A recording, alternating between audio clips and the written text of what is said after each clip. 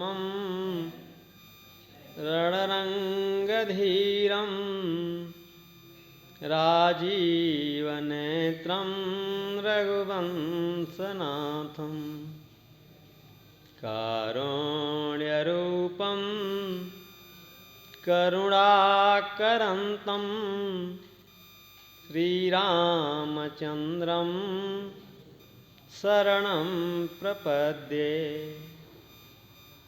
वन्दं गुरुपदकञ्कृपासिन्धु नररूपहरि महामोहतमपुञ्ज जासु वचन रविकरनिकर गुरुपदरजमृदुमञ्जुल अञ्जननयन अमियदृक्दोषविभञ्जन तेहि कर विमल विवेक विलोचन वरनौ रामचरित भवमोचन अतुलित बलधामं स्वर्णशैलाभदेहं धनुजबन किशानं ज्ञानिनामाग्रगण्यं सकलगुणनिधानं बान्धराणामधीशं रघुपतिवरदूतं वातुजातं नमामि। वसुदेवसुतं देवं कंसचारूणमर्दनं देवकी परमानन्दं कृष्णं वन्दे जगद्गुरुं। जनकसुता जगजनन जानकी यस्य प्रियकरुणानिधानकी ताके जुगपद कमल मनावं जासु कृपा निर्मलमति पावं। पुनिमन बचन करम रघुनायक चरण कमल बंदं सबुलायक राजीव नयन धरे धनुषायक भगत विपति भंजन सुखदायक। प्रणव प्रथम भरत के चरना जासु नेम व्रत जाई न बरना रामचरण पंकज मन जासु लुबुध मधिपेउत जई न पासु। रिपुसूदन पद कमल नमामि सूर सुशील भरत अनुगामी बंदौ लक्ष्मण पद जल जाता शीतल सुभग भगत सुखदाता। रघुपति कीरत विमल पताका दंड समान भयो जस जाका शेष सहस शीस जग कारण जो अवतर भूमि भय टारन। सदा सुसानुकूल रहमो पर कृपा सिंधु सौमित्र गुना कर। श्री राम जय जय राम।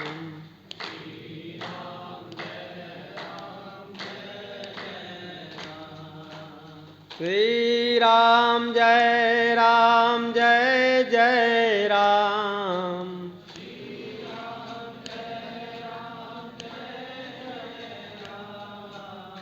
श्री राम जय जय राम।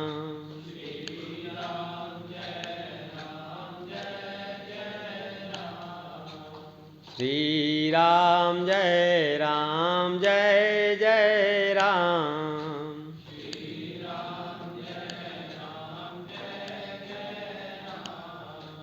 जय जय विघ्नहरण हनुमान।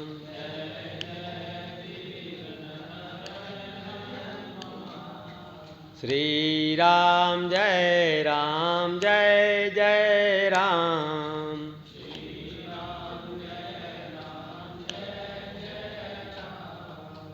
जय जय सिद्धिकरण हनुमान।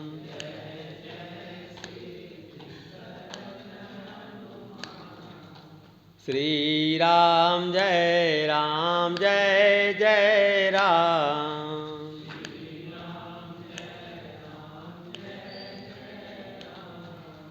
श्री राम जय जय राम।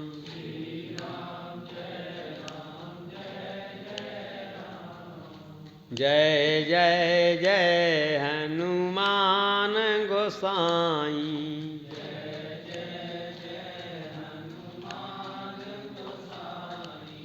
कृपा करहु गुरुदेव की नाई।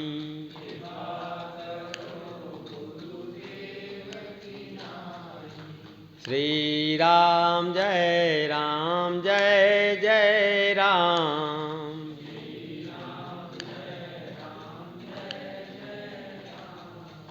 मंगल भवनय मंगलहारी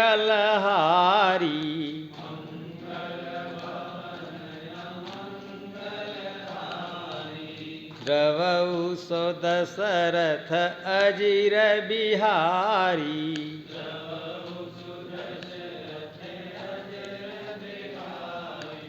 श्री राम जय जय राम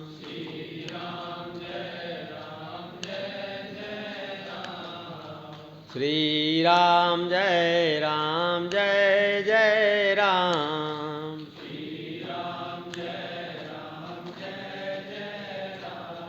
सियावर रामचंद्र महाराज की जय बाल कृष्ण लाल की जय पवन सुत हनुमान जी महाराज की जय।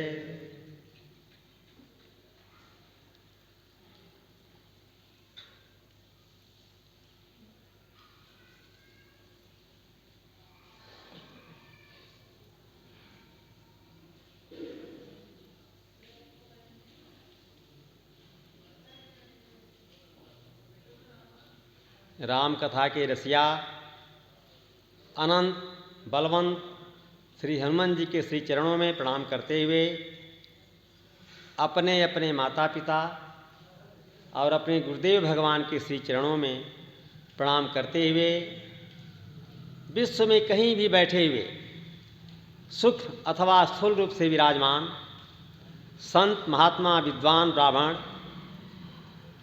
मनीषी सभी के चरणों में प्रणाम करते हुए बड़ी सावधानी पूर्वक दत्तचित्त होकर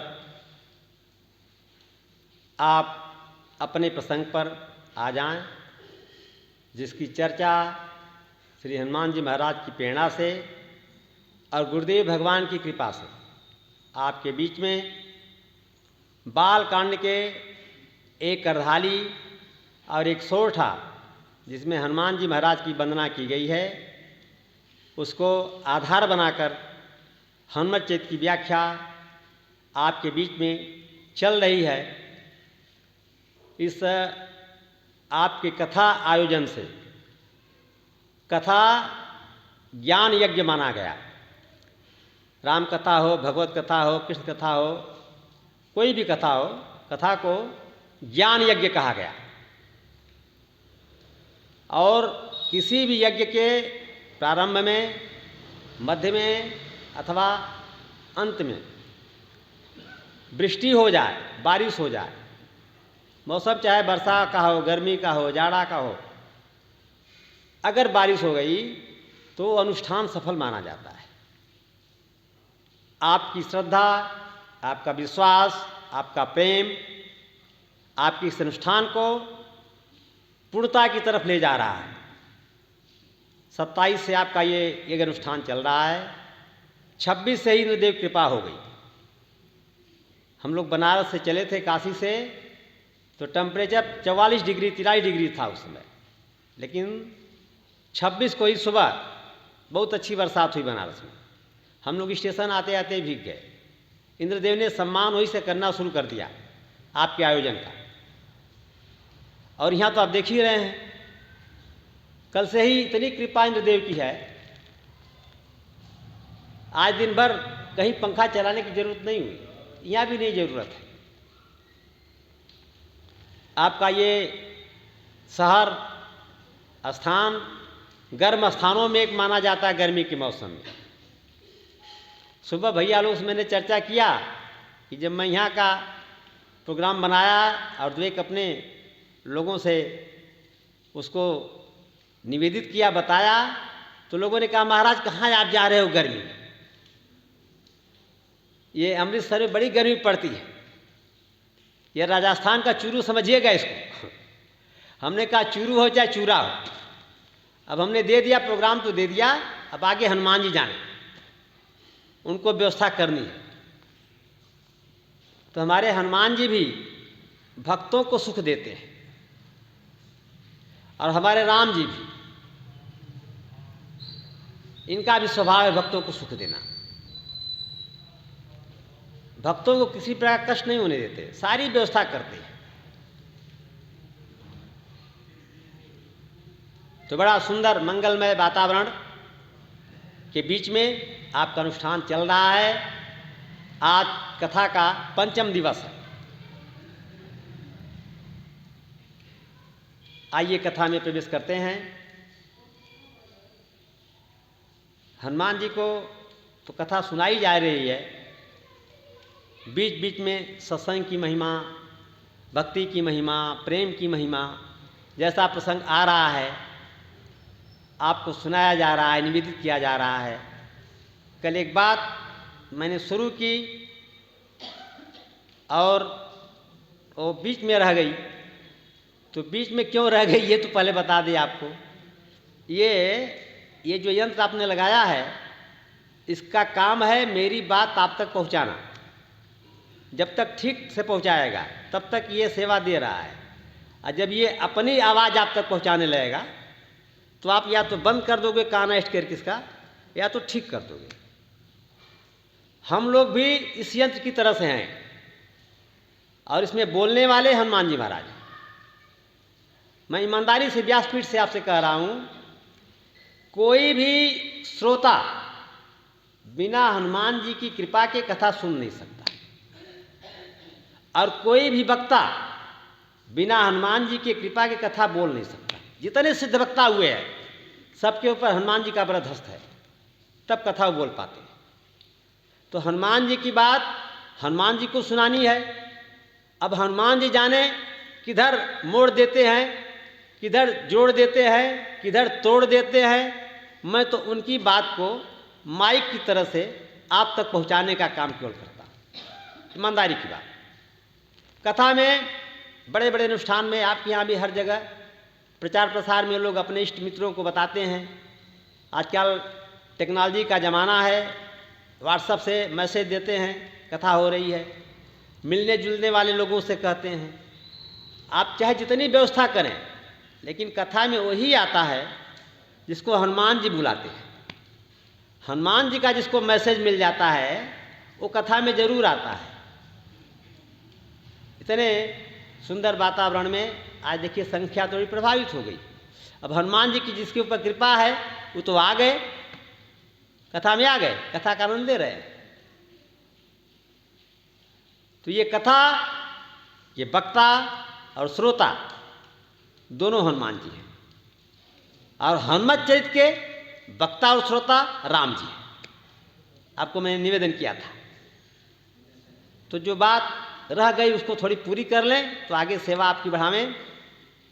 कल मैं ये बताने का प्रयास कर रहा था कि भक्ति के क्षेत्र में प्रतीक्षा और धैर्य दोनों की बहुत ज़रूरत होती है, और आपका प्रेम भक्ति को पराकाष्ठा पर ले जाता है। एक कथानक मैं आपके बीच में रख रहा था, बड़ा प्रसिद्ध कथानक है। हर वक्ता स्वतंत्र होता, अपने अपने ढंग से उसको प्रस्तुत करता है। तो मैं बता रहा था कि दो भक्त भगवान को प्राप्त करने के लिए, भगवान का दर्शन पाने के लिए दो वृक्ष के नीचे बैठे थे, एक पीपल के नीचे और एक इमली के वृक्ष के नीचे। संजोग वसात उसी समय नारद जी महाराज गुजरे, तो दोनों ने प्रश्न किया। दोनों का प्रश्न एक ही था कि आप भगवान के बड़े प्यारे हो, भगवान के यहाँ आते जाते रहते हो, तो आप जरा भगवान से पूछना कि हम लोगों को कब दर्शन देंगे। नारद जी ने कहा ठीक है, और पूछ के हम लोगों को बता भी देना। अच्छी बात। नारद जी गए, भगवान से कहा कि प्रभु आपके दो प्यारे भक्त आपको पाने के लिए साधना में लगे हैं, आपके नाम का जप कर रहे हैं, तो उनको आप कब दर्शन दोगे। तो भगवान ने कहा कि जो पीपल के वृक्ष के नीचे बैठा है उसको 5000 वर्ष बाद दर्शन मिलेगा, और जो इमली के वृक्ष के नीचे बैठा है उसको इमली के वृक्ष पर जितने पत्ते हैं, इमली के पत्ते छोटे छोटे होते हैं, जितने इमली के पेड़ पर पत्ते हैं उतने 1000 वर्ष बाद उसको दर्शन मिलेगा। नारद जी लौटे, दोनों ने बड़ी जिज्ञासा से पूछा महाराज भगवान ने क्या कहा है। तो नारद जी ने जस की तस बात बता दी कि भैया जो पीपल के नीचे बैठे हो उसको 5000 वर्ष दर्शन मिल जाएगा, और जो इमली के वृक्ष के नीचे बैठे हो, उसे जितने इमली पर पत्ते हैं उतने 1000 वर्ष बाद दर्शन मिलेगा। तो इमली के नीचे जो साधक बैठा था वो प्रतीक्षा छोड़ दिया, उसके धैर्य की सीमा टूट गई। कहा अब मुझसे नहीं हो सकता, पता नहीं कई 1000 पत्ता है इमली के वृक्ष पर, उतने 1000 वर्ष बाद मिलेंगे।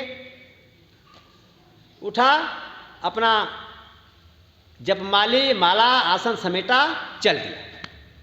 और जो पीपल के नीचे बैठा था कहा 5000 वर्ष बाद मिलेंगे ना, ऐसा तो नहीं मिलेंगे, मिलेंगे 5000 10,000 वर्ष से। उसने धैर्य को और प्रतीक्षा को दोनों को बनाए रखा और इतना महाराज प्रसन्न हो गया कि प्रेम में नाचने लगा।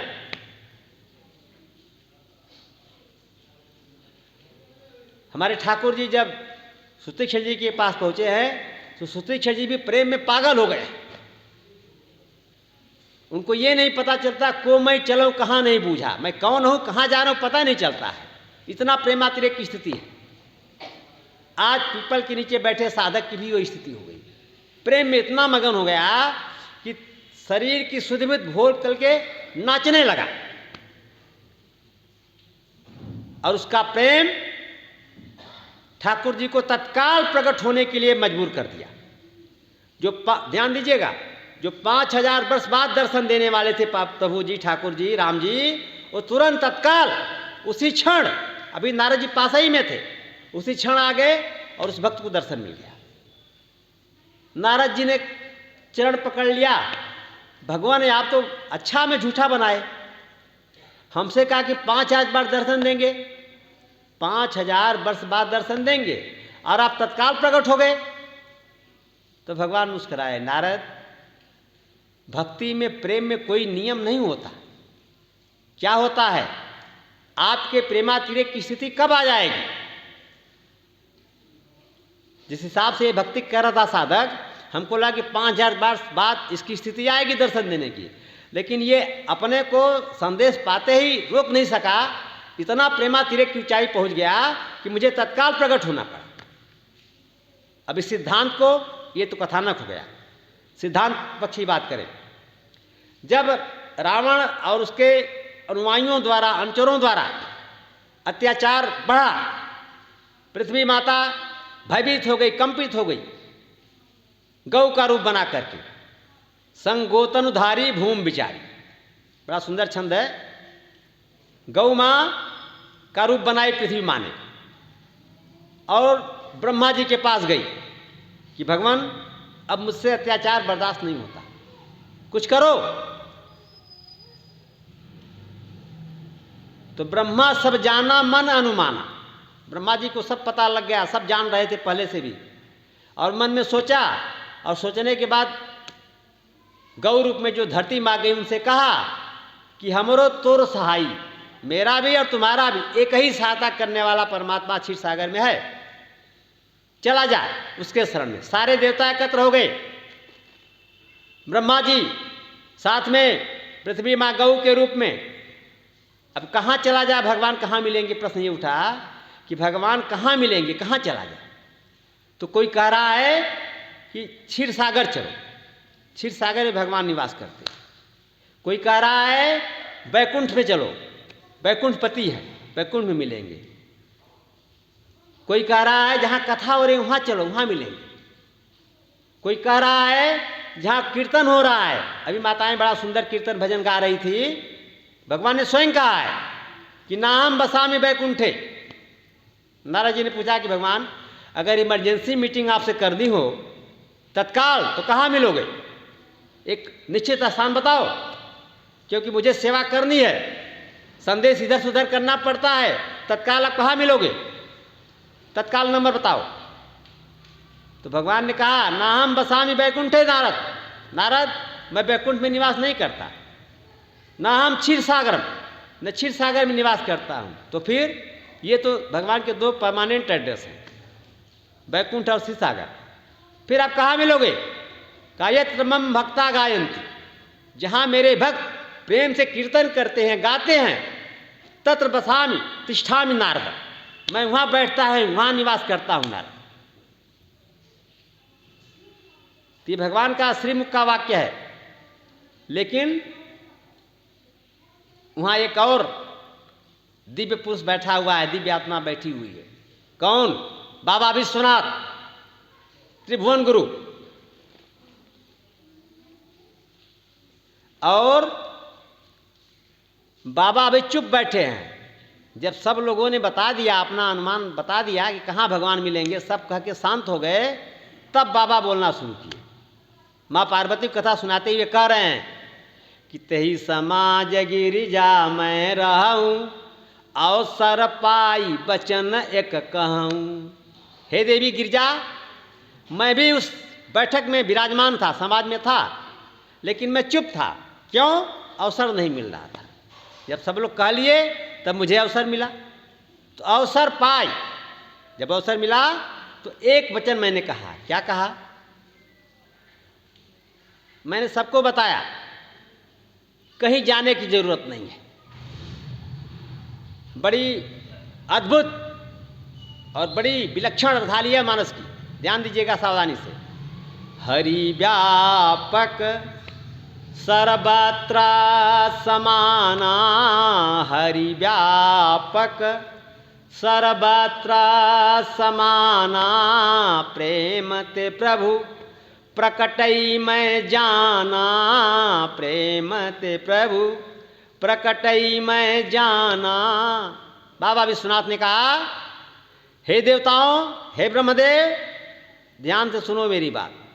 हरि व्यापक, एक एक शब्द आपको मैं स्पष्ट करूंगा, ध्यान दीजिएगा।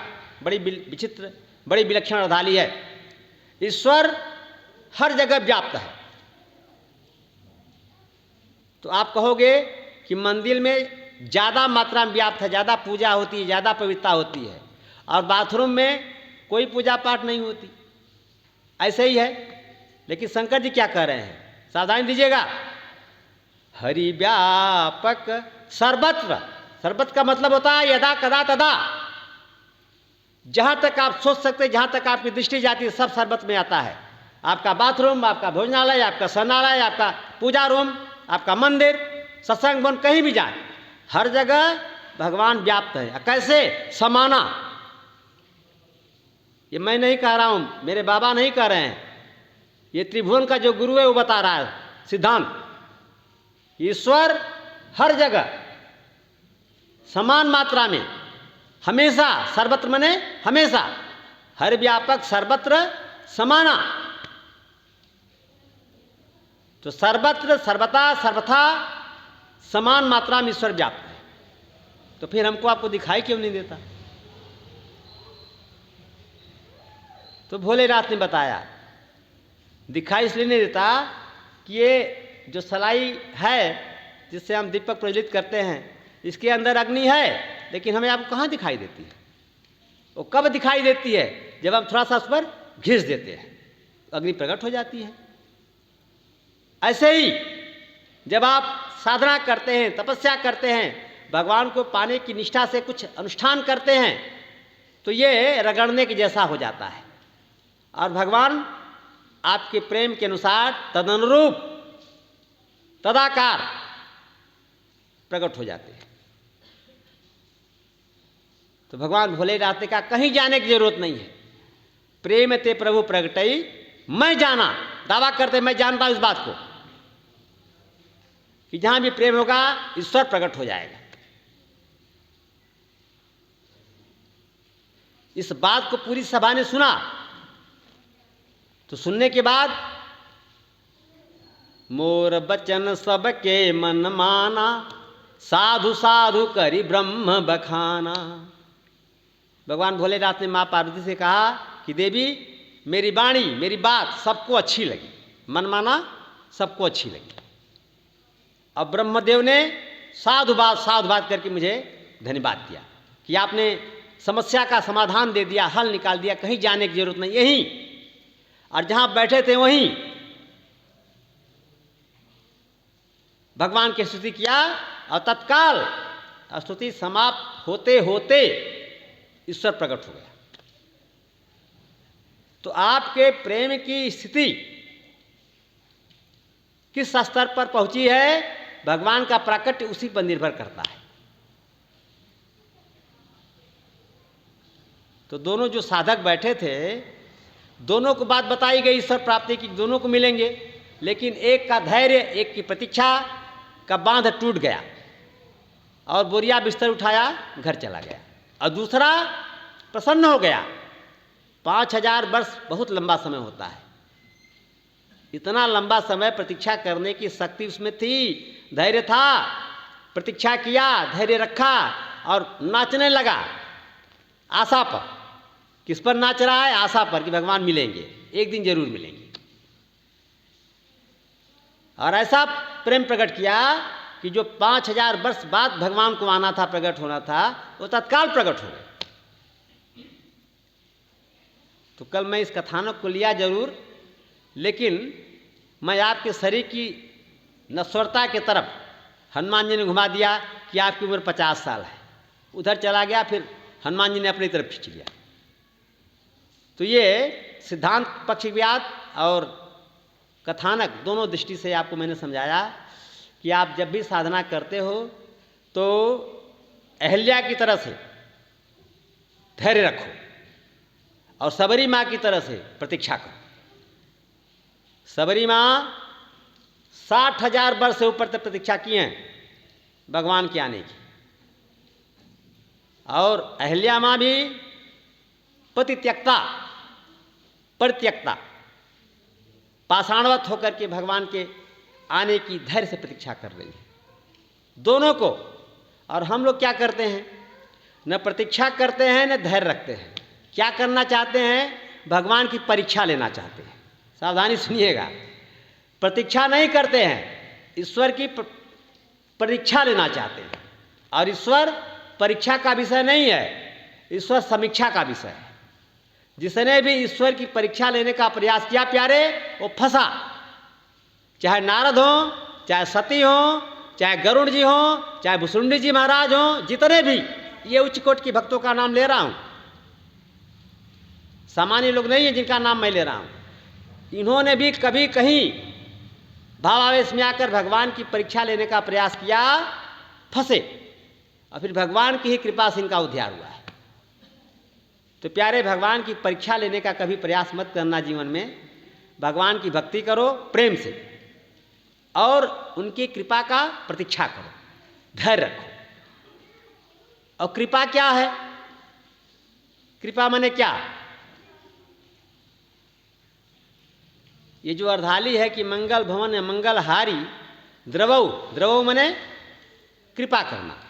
द्रवौ का मतलब होता है कृपा करना, और कृपा का मतलब हमारे पूज्य गुरुदेव साकेतवासी,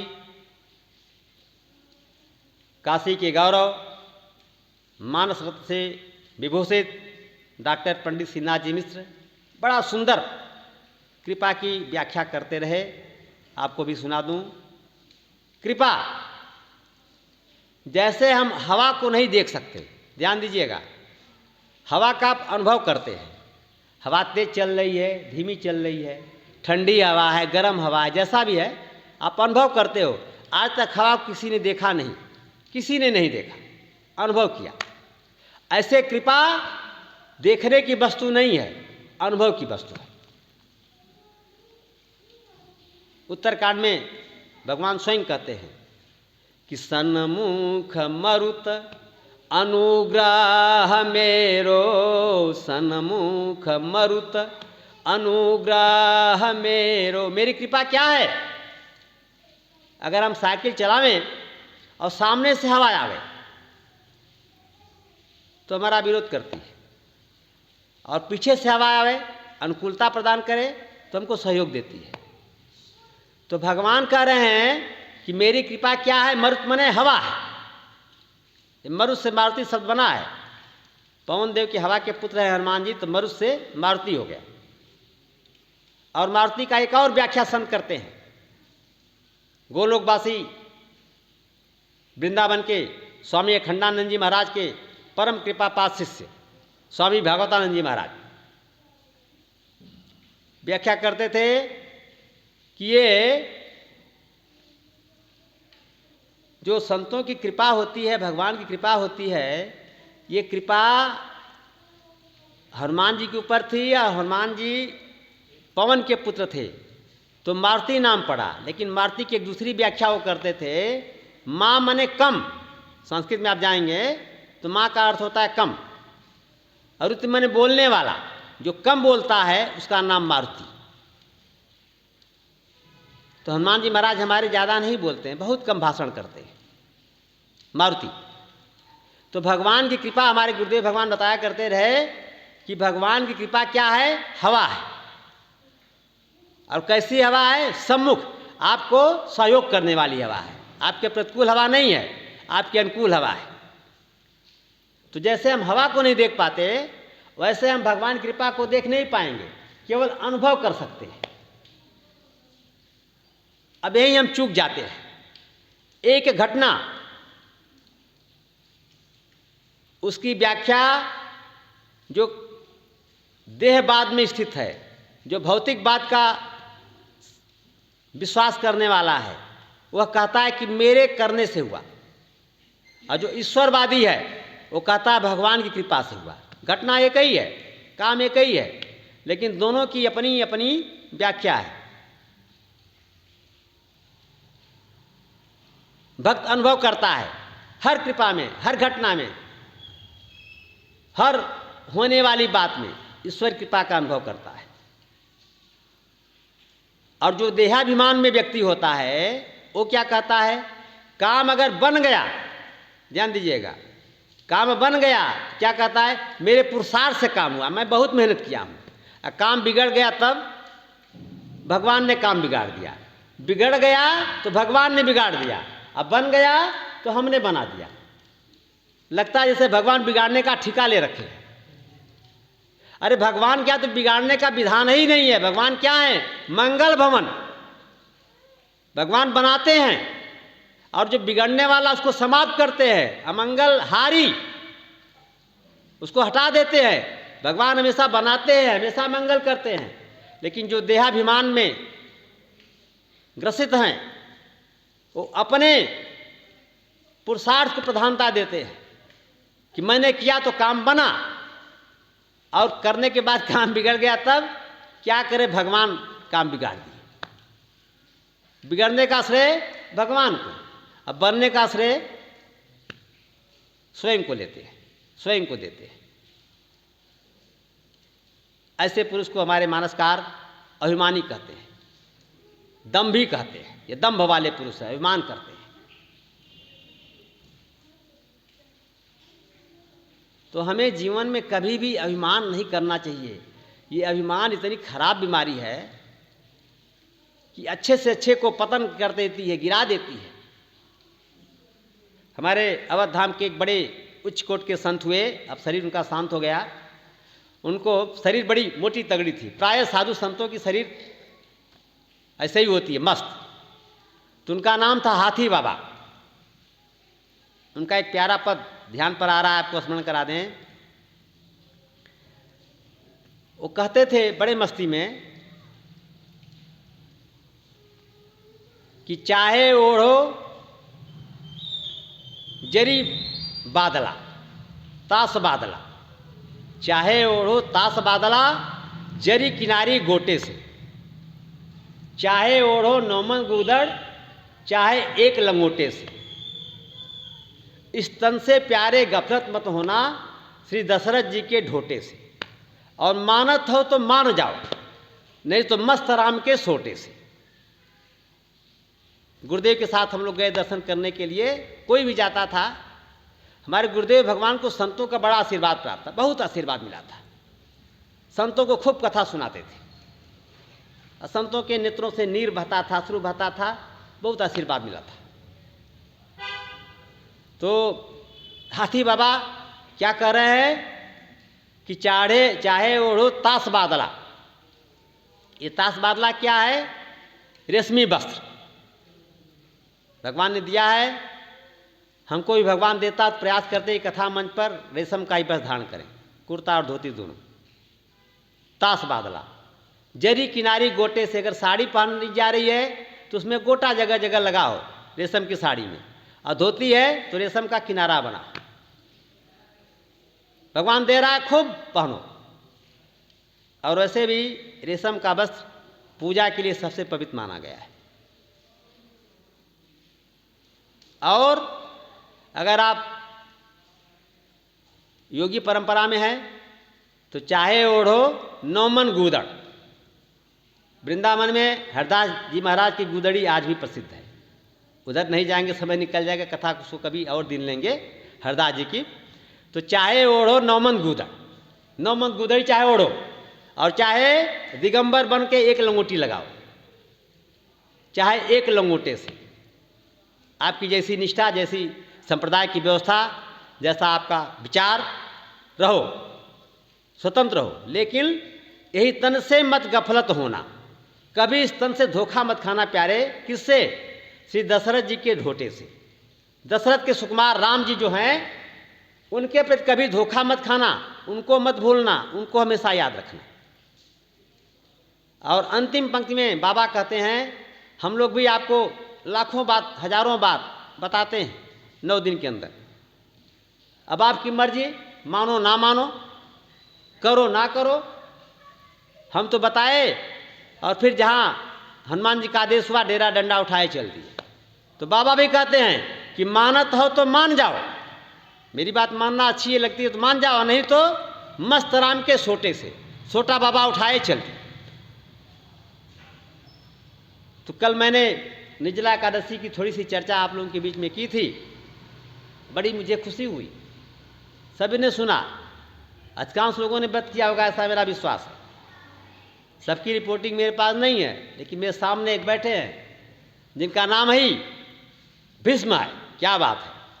इन्होंने कहा नाम याद रहेगा, हम कहा बिल्कुल याद रहेगा। पितामह का नाम कौन भूल सकता है। अब भीष्म का मतलब ही होता है कठिन, दारुण, व्रत करने वाला, प्रतिज्ञा करने वाला, उसका नाम भीष्म होता है। भीष्म की प्रतिज्ञा सुन करके कि मैं आजीवन विवाह नहीं करूंगा, बाल ब्रह्मचर्य रहूंगा, प्रतिज्ञा सुन करके गगन मंडल में बिजली कड़ गई, घनघोर आवाज हुई कि तुम्हारे बिना ऐसी प्रतिज्ञा कौन कर सकता है। ये क्षत्रिय राजकुमार हैं, नाम है देवव्रत, लेकिन ऐसी कठिन प्रतिज्ञा की इन्होंने कर लिया तो नाम हो गया भीष्म। और बाद में बूढ़े हो गए तो पितामह जुड़ गया, बाबा दादा परदादा जब बन गए तो भीष्म पितामह। तो इन्होंने कहा महाराज जी कथा सुने, हमको बड़ा अच्छा लगा, और आज हमारे यहाँ गए थे मिलने के लिए।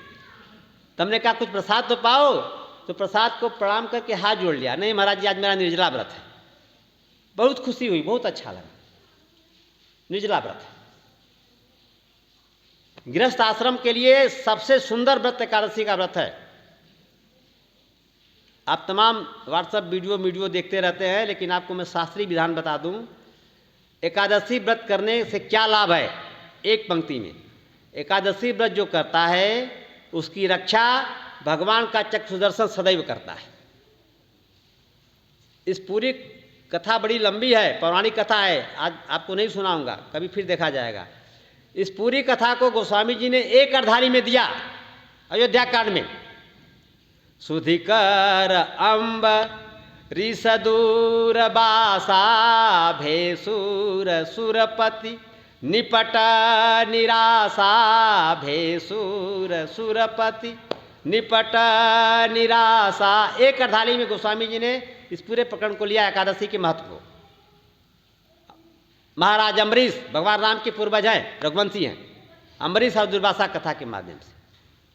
तो एकादशी का व्रत आप सभी गृहस्थों के लिए बड़े पुण्य का व्रत है। और आज का तो कहना ही क्या, भीमसेनी एकादशी के नाम से ये एकादशी प्रसिद्ध है, निर्जला एकादशी। तो कथा सुनने के बाद प्यारे, जब तक कुछ बातें आप आचरण में नहीं लाओगे तो पूरा लाभ नहीं मिलेगा। कथा सुना आपने, आनंद आया, घर चले गए, फिर अगले दिन सब बातें विस्मृत हो जाएंगी। लेकिन एक दो बात जो आपको सबसे अच्छी लगती हो उसको जीवन में उतारो आप। जब तक आचरण में नहीं लाओगे तब तक पूरा लाभ नहीं मिलेगा। कैसे? जैसे आपको पता है कि बुखार और सर दर्द दोनों एक साथ आ जाए तो एक दवा आती है जीरो डालपी। पहले हम क्रोसिन लिया करते थे, तो एक हमारे मित्र हैं तो उन्होंने कहा कि महाराज जी अब से आप जीरो डाल पी लिया करिए। हमने कहा इसकी क्या विशेषता है? तो कहे कि ये दवा जो है सर दर्द और बुखार दोनों में काम करती है और आप ठीक हो जाओगे।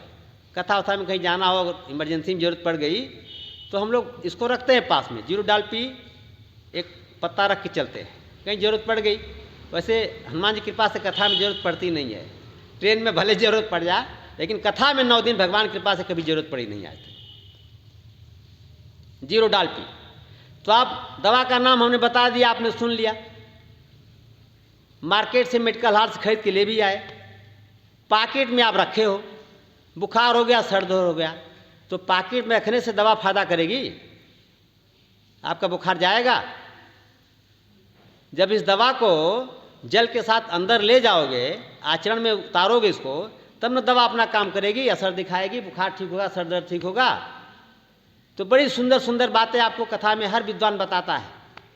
आपने सुना, आनंद लिया, चले गए, लेकिन आचरण में उसको ढालने की जरूरत नहीं समझी, इसलिए आपको पूरा लाभ नहीं मिल पाता है। पूरा लाभ तब मिलेगा जब आप सुनो और उसको चिंतन करो और चित्त में धारण करो और फिर चरित्र में उसको उतारो, तब आपको पूरा लाभ मिलता है। हमारे हनुमान जी महाराज कई दिन से एक रिश्ता को भगवान ने पहले दिन ही मोहर लगा दी थी। सेवक सुतपति मातु भरोसे, सेवक सुतपति मातु भरोसे, रही सोच बनई प्रभु पोसे। भगवान की अनुकूलता देखते हुए हनुमान जी ने 2 नाता लगाया भगवान से, एक सेवक का और दूसरा पुत्र का। सेवक वाले नाते पर हनुमान जी को भगवान ने तुरंत आश्वस्त करके मोहर लगा दिया कि आज से तुम मेरे अनन्य सेवक हो। लेकिन पुत्र वाले रिश्ते पर भगवान ने अपनी मजबूरी जाहिर की कि देखो, जब तक माँ नहीं मोहर लगाएगी कि तुम मेरे पुत्र हो, तो मैं नहीं कुछ कर सकता। पिता का परिचय माँ कराती है कि इनका पिता ये है, और माँ अभी है नहीं यहाँ, माँ को किसी ने चुरा लिया है, उठा ले गया है। माँ जब आ जाएगी, कह देगी तो मैं तुम्हें अपना बेटा मान लूँगा। अब हनुमान जी के मन में संकल्प विकल्प है कि कब माँ से मुलाकात हो और कब मैं माँ को इतना बाध्य कर दूं कि मुझे बेटा कहे।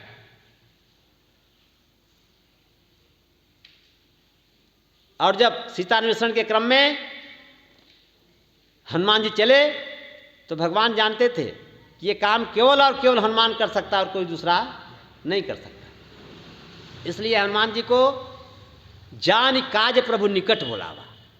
बहुत पीछे हनुमान जी बैठे थे, भगवान को आके सबसे बाद में प्रणाम किया। पाछे पवन तनय सिरुनावा, जानी काजी प्रभु निकट बोलावा। पीछे बैठे थे, जब सब बंदर भालू चले गए तब हनुमान जी उठे और दूर से आकर के ठाकुर जी को प्रणाम किया। अब ठाकुर जी पास बुलाए, क्यों? क्योंकि मेरा काम ये हनुमान ही करेगा। जान काज, अपना काज समझ करके ठाकुर जी ने इशारा किया, मेरे पास आ जाओ, करीब आओ। समीप बुलाया। जब समीप आ गए हनुमान जी, तब कर पर सा सरसीरहु पानी, दीनी मुद्रिका निज जान जानी। अपना सेवक समझ करके, अब निज जन मने अनन्य सेवक। जन का मतलब भक्त होता है, सेवक होता है, लेकिन निज अगर जुड़ गया तो अनन्य हो गया वो। अनन्य सेवक का भगवान ने मोहर लगा दिया है प्रथम मिलन में, तो उसी को संबोधित करते हैं निज जन। अपना अनन्य सेवक समझ करके हनुमान जी को अपने हाथ की अंगूठी निकाल करके दे दिया, ले जा करके सीता जी मिले तो उनको दे देना पहचान के तौर पर।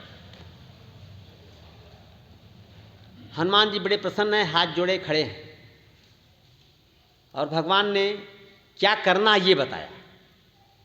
सीता जी मिल जाए तो क्या करोगे? बहु प्रकार सीत ही समुझायऊ, कही बल बिरह बेगी तुम आयहू। सीता जी को खूब समझा देना कि उनका विरह शांत हो जाए। और दो बात बताना। क्या बताना?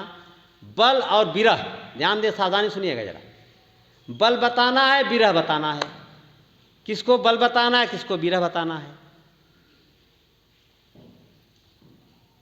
तो सीता जी राम जी के बल को जानती हैं, उनको बताने की जरूरत नहीं है, वो जानती हैं। तो फिर बल किसको बताया जाएगा? रावण को। जो प्रतिद्वंदी है, जो दुश्मन है, उसको प्रभु ने कहा कि मेरा बल रावण को बता देना।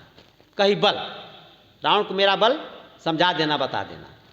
और मेरा विरह सीता जी को बता देना। ये दो काम करके, रावण को बल बता के और सीता जी को मेरा विरह बता करके, बेगी तुम आयो, जल्दी आना। जितना जल्दी आओगे उतनी कार्यवाही जल्दी आगे बढ़ेगी। हनुमान जी चले। कल आपको मैंने श्रवण कराया कि रास्ते में अनुकूल बाधा भी आई और प्रतिकूल बाधा भी आई। मैनाक पर्वत ये स्वर्ण का पर्वत है, ये लोभ का प्रतीक है। आध्यात्मिक व्याख्या में इसको हम लोग लोभ का प्रतीक बताते हैं। साधक जब आगे बढ़ता है तो लोभ भावना उसको पीछे खींच देती है, आगे नहीं बढ़ने देती, लोभ में फंस जाता है। लेकिन हनुमान जी फंसे नहीं। आतिथ्य स्वीकार किया, कर परसा, हाथ से स्वीकार किया और फिर प्रणाम किया और आगे बढ़ गए। ये अनुकूल बाधा है। विश्राम देने के लिए मैनाक आया था, लेकिन हनुमान जी ने विश्राम नहीं किया। राम काज कीन्हे बिना मोहि कहा विश्राम, ऐसा कह करके आगे बढ़े। अब प्रतिकूल बाधाएं आती हैं। सुरसा आई, ये जहर है, जहर मारने के लिए आई थी और ये आशीर्वाद देकर ही गई कि राम काज सब करिहो, तुम बल बुद्धि निधान, आशीष दे गई सो हर्ष चले हनुमान। प्रतिकूल बाधा है सुरसा। और आगे बढ़े सिंहिका, राहु की माँ आई, ये भी प्रतिकूल बाधा है। उसका भी हनुमान जी ने राम नाम किया। ये ईर्ष्या है सिंहिका। ईर्ष्या काम होता है कि जो आगे बढ़े उसका पैर पकड़ खींचो। हम आगे बढ़े चाहे नहीं बढ़े, जो आगे बढ़ रहा है उसको आगे नहीं बढ़ने देना, उसको पैर पकड़ खींचो, गिराओ। रहती है पानी में, समुद्र में, तमाम जलचर खाने की वस्तुएं वहाँ हैं, नहीं खाती है। किसको खाती है? जो ऊंचाई पर उड़ता है, उसको पकड़ लेती है, माया करके खा जाती है। ईर्ष्या ये प्रतिकूल बाधा है। आपके जीवन में साधना करेंगे तो आएंगी, इसलिए आप जाने रहोगे ना, सजग रहोगे और राम नाम लेते निकल जाओगे आगे, जैसे हनुमान जी निकलते गए। तो अनुकूल बाधा मैनाक, प्रतिकूल बाधा सुरसा, सिंहिका, और एक आखिरी प्रतिकूल बाधा लंकनी, जहाँ पर मैंने वाणी को विराम दिया था। ये लंकनी खाने के लिए दौड़ी, जो आया वो खाने के लिए ही दौड़ा।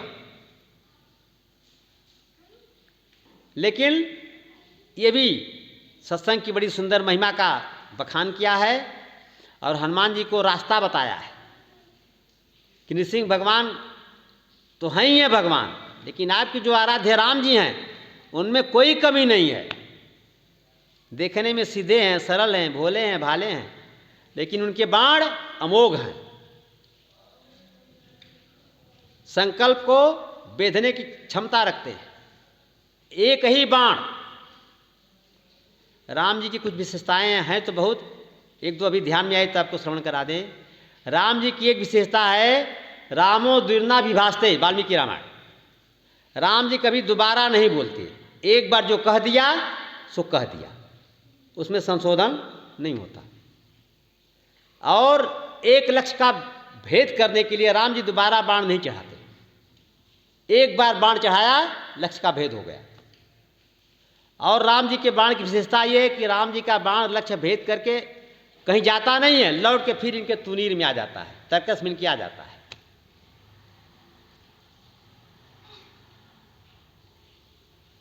तो हनुमान जी चले कैसे थे? गोस्वामी जी वहाँ संकेत दिए हैं कि जिमि अमोघ रघुपति कर बाना, यही भांति चले हनुमाना। जैसे राम जी का बाण अमोघ है, कभी निष्फल नहीं जाता, लक्ष्य का भेदन करके ही आता है, ऐसे हनुमान जी अमोघ जा रहे हैं, निष्फल नहीं जाएंगे, सीता जी का पता लगा करके ही आएंगे। ये गोस्वामी जी का भाव है अमोघ लिखने का। जिमि अमोघ रघुपति कर बाना, यही भांति चले हनुमाना। तो वो अमोघता का गुण चाहे मैनाक हो, चाहे सुरसा हो, चाहे सिंहिका हो, चाहे लंकनी हो, हर जगह राम जी के अमोघ बाण की तरह से हनुमान जी आगे निकलते हैं, लक्ष्य भेदन करते रहे। और करते करते विभीषण जी कथा को विस्तार नहीं देना है, आज माँ को बेटा कहना ही कहना हनुमान जी को होगा।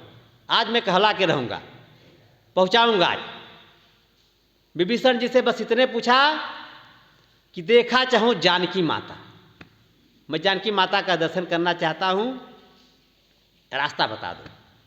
आपसे निवेदन करूँ, अशोक वाटिका में सभी को न जाने की अनुमति थी और न सभी को रास्ता अशोक वाटिका का पता था। अशोक वाटिका के रास्ता किसको किसको पता है? महाराज रावण को, मंदोदरी को, विभीषण जी को, उनकी पत्नी शर्मा को और विभीषण की बेटी तिष्ठा को, बस इतने लोग, और मेघनाथ, बस इतने लोगों को अशोक वाटिका का रास्ता पता था। और लंका का कोई रहने वाला अशोक वाटिका के जाने का रास्ता ही नहीं जानता था। अशोक वाटिका में कैसे जाएंगे? हनुमान जी भी, ऐश्वर्य की बात अगर नहीं करें, लीला के क्षेत्र में बात करें आपसे, तो हनुमान जी भी बिना विभीषण की मदद से अशोक वाटिका में नहीं जा पाते, लीला क्षेत्र में।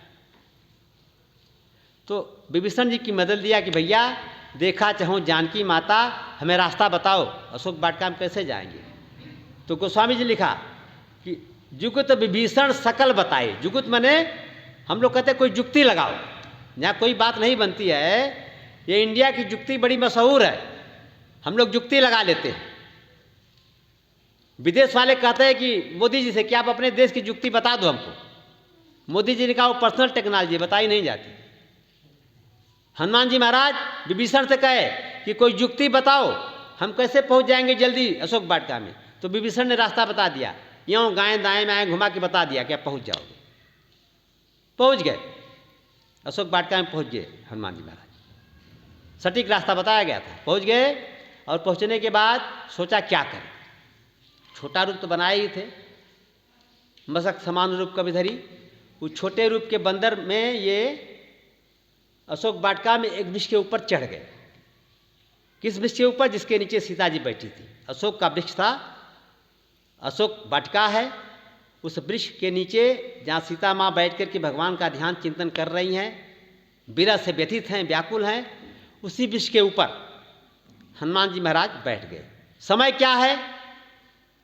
समय निवेदन कर दूं आपको, हनुमान जी और विभीषण जी की मुलाकात 3 बजे ब्रह्म मुहूर्त में हुई है और लगभग आधा घंटा विभीषण जी और हनुमान जी का सत्संग हुआ है। और इसके बाद 3:30 बजे हनुमान जी महाराज अशोक वाटिका में अशोक वृक्ष के ऊपर विराजमान हो गए। ब्रह्म मुहूर्त है। अब ये समय साधक भले 3-3:30 बजे उठ जाए, जोगी भले उठ जाए, लेकिन भोगी नहीं उठ सकता। मैं तो सुनता हूँ कोई व्यक्ति 3 बजे उठता तो उसको मैं बार बार प्रणाम करता हूँ। केवल 3 बजे उठना ही पर्याप्त मेरे लिए है। ये सामान्य गुण नहीं है, कभी आप करके देखो तो पता लगेगा। 2 बजे के बाद इतनी सुंदर नींद आती है कि उसका त्याग करना हम लोगों के लिए भी बड़ा संशय में डाल देता है, उठा पटक करनी पड़ती है। और एक व्यक्ति था, वो रोज 3 बजे उठता था, रोज उठता था। एक दिन सोचा कि आज 3 बजे नहीं उठेंगे, बड़ा सुंदर बारिश हुई है, आज जैसा ठंडा मौसम था, सोचा आज 5 बजे उठेंगे। सोच के संकल्प करके उठा, आज 5 बजे उठेंगे। और जैसे 3 बजे बजा घड़ी में, कोई आके उसके पैर को हिला रहा है, अंगूठा को, है उठो उठो उठो उठो उठो, 3 बजे उठो उठो। चद्दर हटाया, देखा तो कोई पैर की तरफ उसको आभास हुआ कोई बैठा है। पूछा भैया तू कौन? मैं तो अकेला सोया था यहाँ। कहा मैं तेरा अभिमान हूँ। ये जगाने वाला कौन है? अभिमान। कुछ लोगों को अपने सत्कर्मों का भी अभिमान हो जाता है। सत्कर्म का अभिमान भी, इसको सतोगुणी अभिमान कहा गया। अभिमान 3 तरह का बताया गया, सतोगुणी, रजोगुणी, तमोगुणी। तो ये अपने सत्कर्मों का अभिमान भी आपको गिरा देगा। तो उस व्यक्ति को जगाने वाले ने कहा मैं तेरा अभिमान हूं, जो रोज 3 बजे उठता है, तेरा अभिमान तुमको जागृत कर रहा है, उठो। तो 3:30 बजे हमारे हनुमान जी महाराज अशोक वाटिका में उस वृक्ष पर विराजमान हो गए जिसके नीचे सीता माँ बैठी थी और छिप गए। गोस्वामी जी संकेत देते हैं अर्धाली में, तरु पल्लव में रहा लुकाई, करई विचारु करऊं का भाई, करई विचारु करऊं का भाई। पेड़ के झुरमुटों में, पत्तों के झुरमुटों में हनुमान जी अपने को छिपा लिए। आगे हनुमान जी कथा सुनाने वाले हैं, व्यास की भूमिका में होंगे। तो हनुमान जी अपने को छिपा के कथा सुनाते हैं और आजकल विद्वान लोग अपने को छपा के कथा सुनाते हैं। बड़े बड़े पोस्टर, बड़े बड़े बैनर, ऐड बड़े बड़े, लगता है स्वयंभू 1008। लेकिन हमारे हनुमान जी जो राम कथा के अमर गायक हैं, ये जब कथा सुनाई तो छिप करके सुनाई। और गुरुदेव एक सुंदर और भाव कहते थे कि लगता है तभी से माँ नीचे बैठी थी, हनुमान जी पेड़ के ऊपर बैठे थे, तभी से व्यवस्था दी गई कि व्यास थोड़ा ऊंचाई पर बैठेगा, वक्ता, और श्रोता थोड़े नीचे बैठेंगे। अब जिनको बैठने में दिक्कत हो, आप सभी से निवेदन है आप शरीर के अनुकूल काम करें। जिनको बैठने में परेशानी हो, घुटनों में, कमर में दर्द हो, माता, भाई, बहन, वो कुर्सी रखी गई है, आप कुर्सी पर आराम से बैठिए, संकोच मत करिएगा। और जिनको बैठने में सुलभता है, बैठ सकते हैं, वो जमीन पर बैठ कथा सुने। तो ये व्यवस्था तभी से दी गई कि व्यास थोड़ा ऊंचे आसन पर होगा, वक्ता, श्रोता थोड़ी नीचे आसन पर होगा। और आप जमीन पर बैठते हैं तो जमींदार, जमीन वाले हैं जमींदार, और हम लोग रखवाले हैं, चौकीदार। चौकी बैठते हैं ऊंचाई पर, जब चौकी लगाओगे तब ना ऊंचा होंगे आपसे। तो हम लोग चौकीदार हैं और आप लोग जमींदार हैं। आप लोगों के ऊपर हम लोगों का भरण पोषण है। गोस्वामी जी ने संकेत किया, हम लोग कोई कथा बिना आधार का नहीं बोलते, ध्यान रखिए। कोई बात अगर कह गए आपसे, उसका आधार मेरे पास है, बिना आधार तथ्यहीन बात नहीं करते। सुना दे आपको गोस्वामी जी क्या कहते हैं, जे गावहीं यह चरित संहारे, ते यही ताल चतुर रखवाले। रखवाले माने चौकीदार, जो रखवाली करता है। तो हम लोग मानस के रखवाले हैं। और कौन रखवाले सही अर्थों में रखवाले हैं, तो विशेषण दिया, जे गावहीं यही चरित संहारे।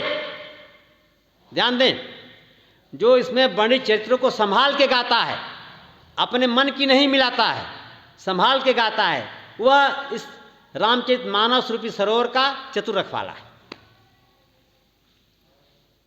और जो अर्थ का अनर्थ करता है, चतुर रखवाला नहीं है।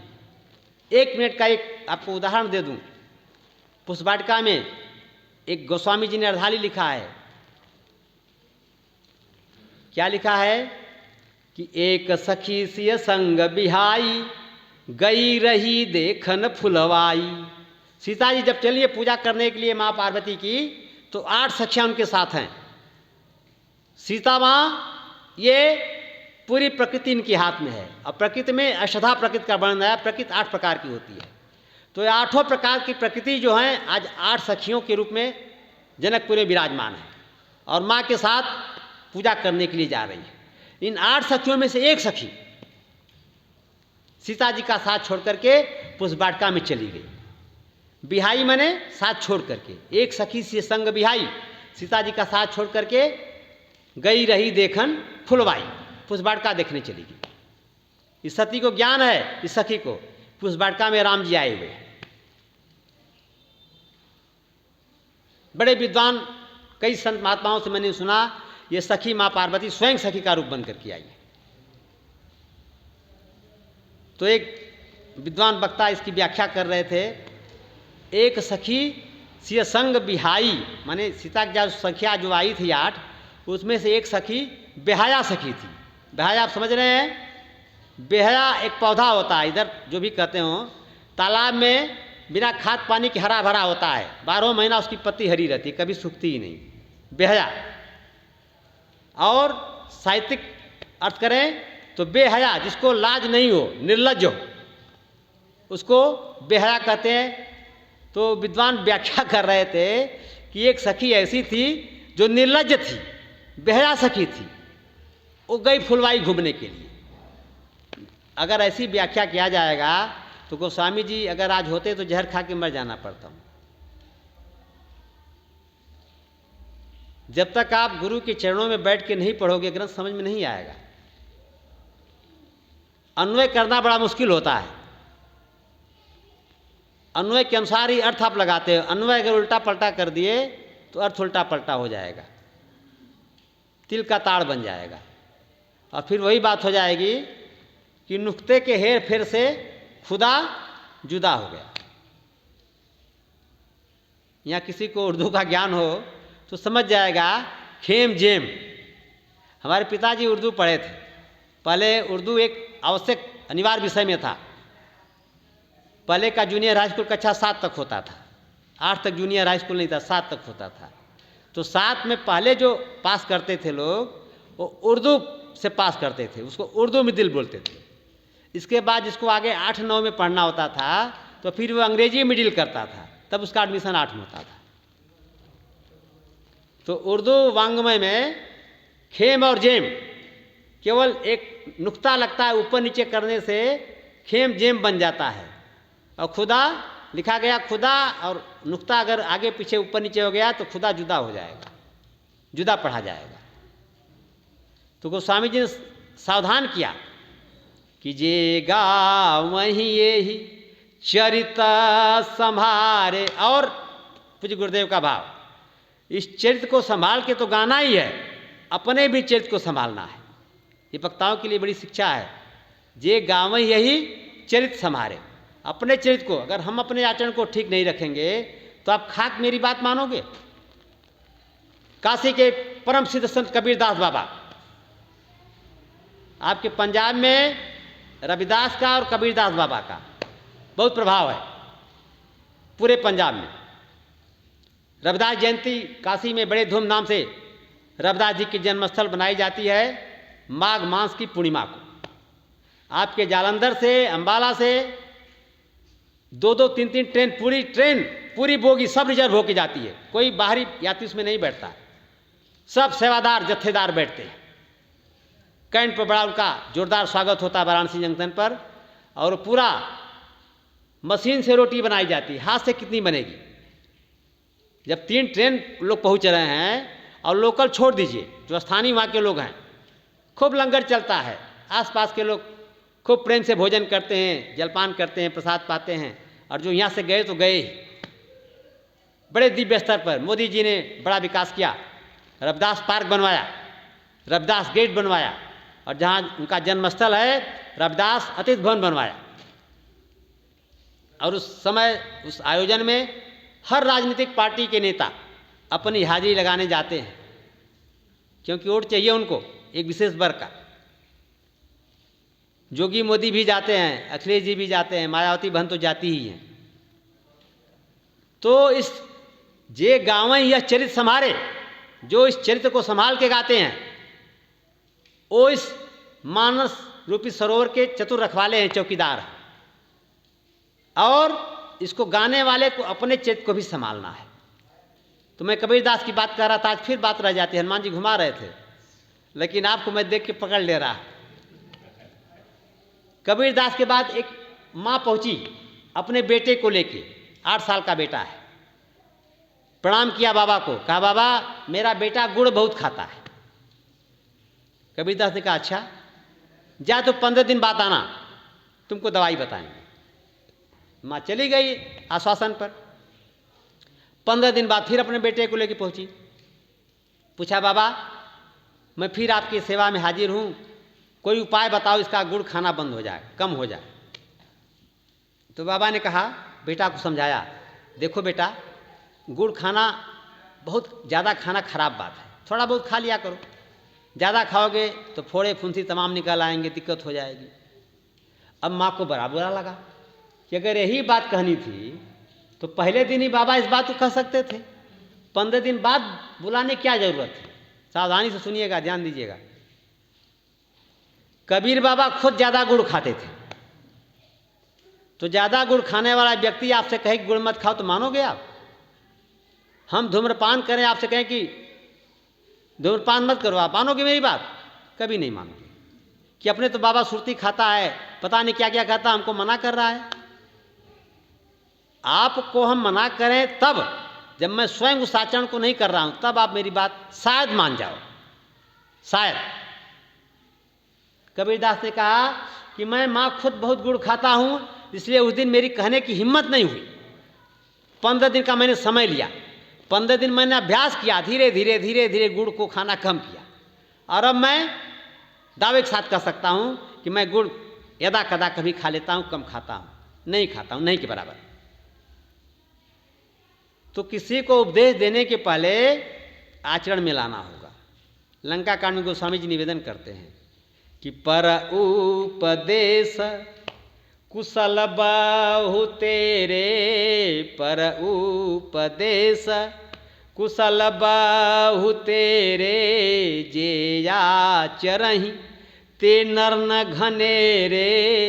दूसरे को उपदेश देने वाले बहुत मिल जाएंगे, खूब उपदेश आज का लोग दे रहे हैं, और जरा उनके व्यक्तिगत जीवन में झांक के देखिए तो आपको पता लगेगा। व्यक्तिगत जीवन में झांक के देखेंगे तो आपको समझ में आ जाएगा कि वास्तविकता क्या है। आप महाराज एकाएक उनसे मिल नहीं सकते, व्यक्तिगत जीवन उनका इतना गिरा हुआ है कि एकाएक आप मिल नहीं सकते। बॉडीगार्ड रखे गए हैं, आधा घंटा प्रतीक्षा करना पड़ेगी, सामान्य स्थिति में आएंगे तब आप उनसे मिल पाओगे। बस संकेत आप समझ गए होंगे। रावण भी बड़ा अच्छा उपदेश करता था, मंदोदरी को समझाता था, विभीषण को समझाता था, सबको, लेकिन स्वयं कभी उसका पालन नहीं करता था। पर उपदेश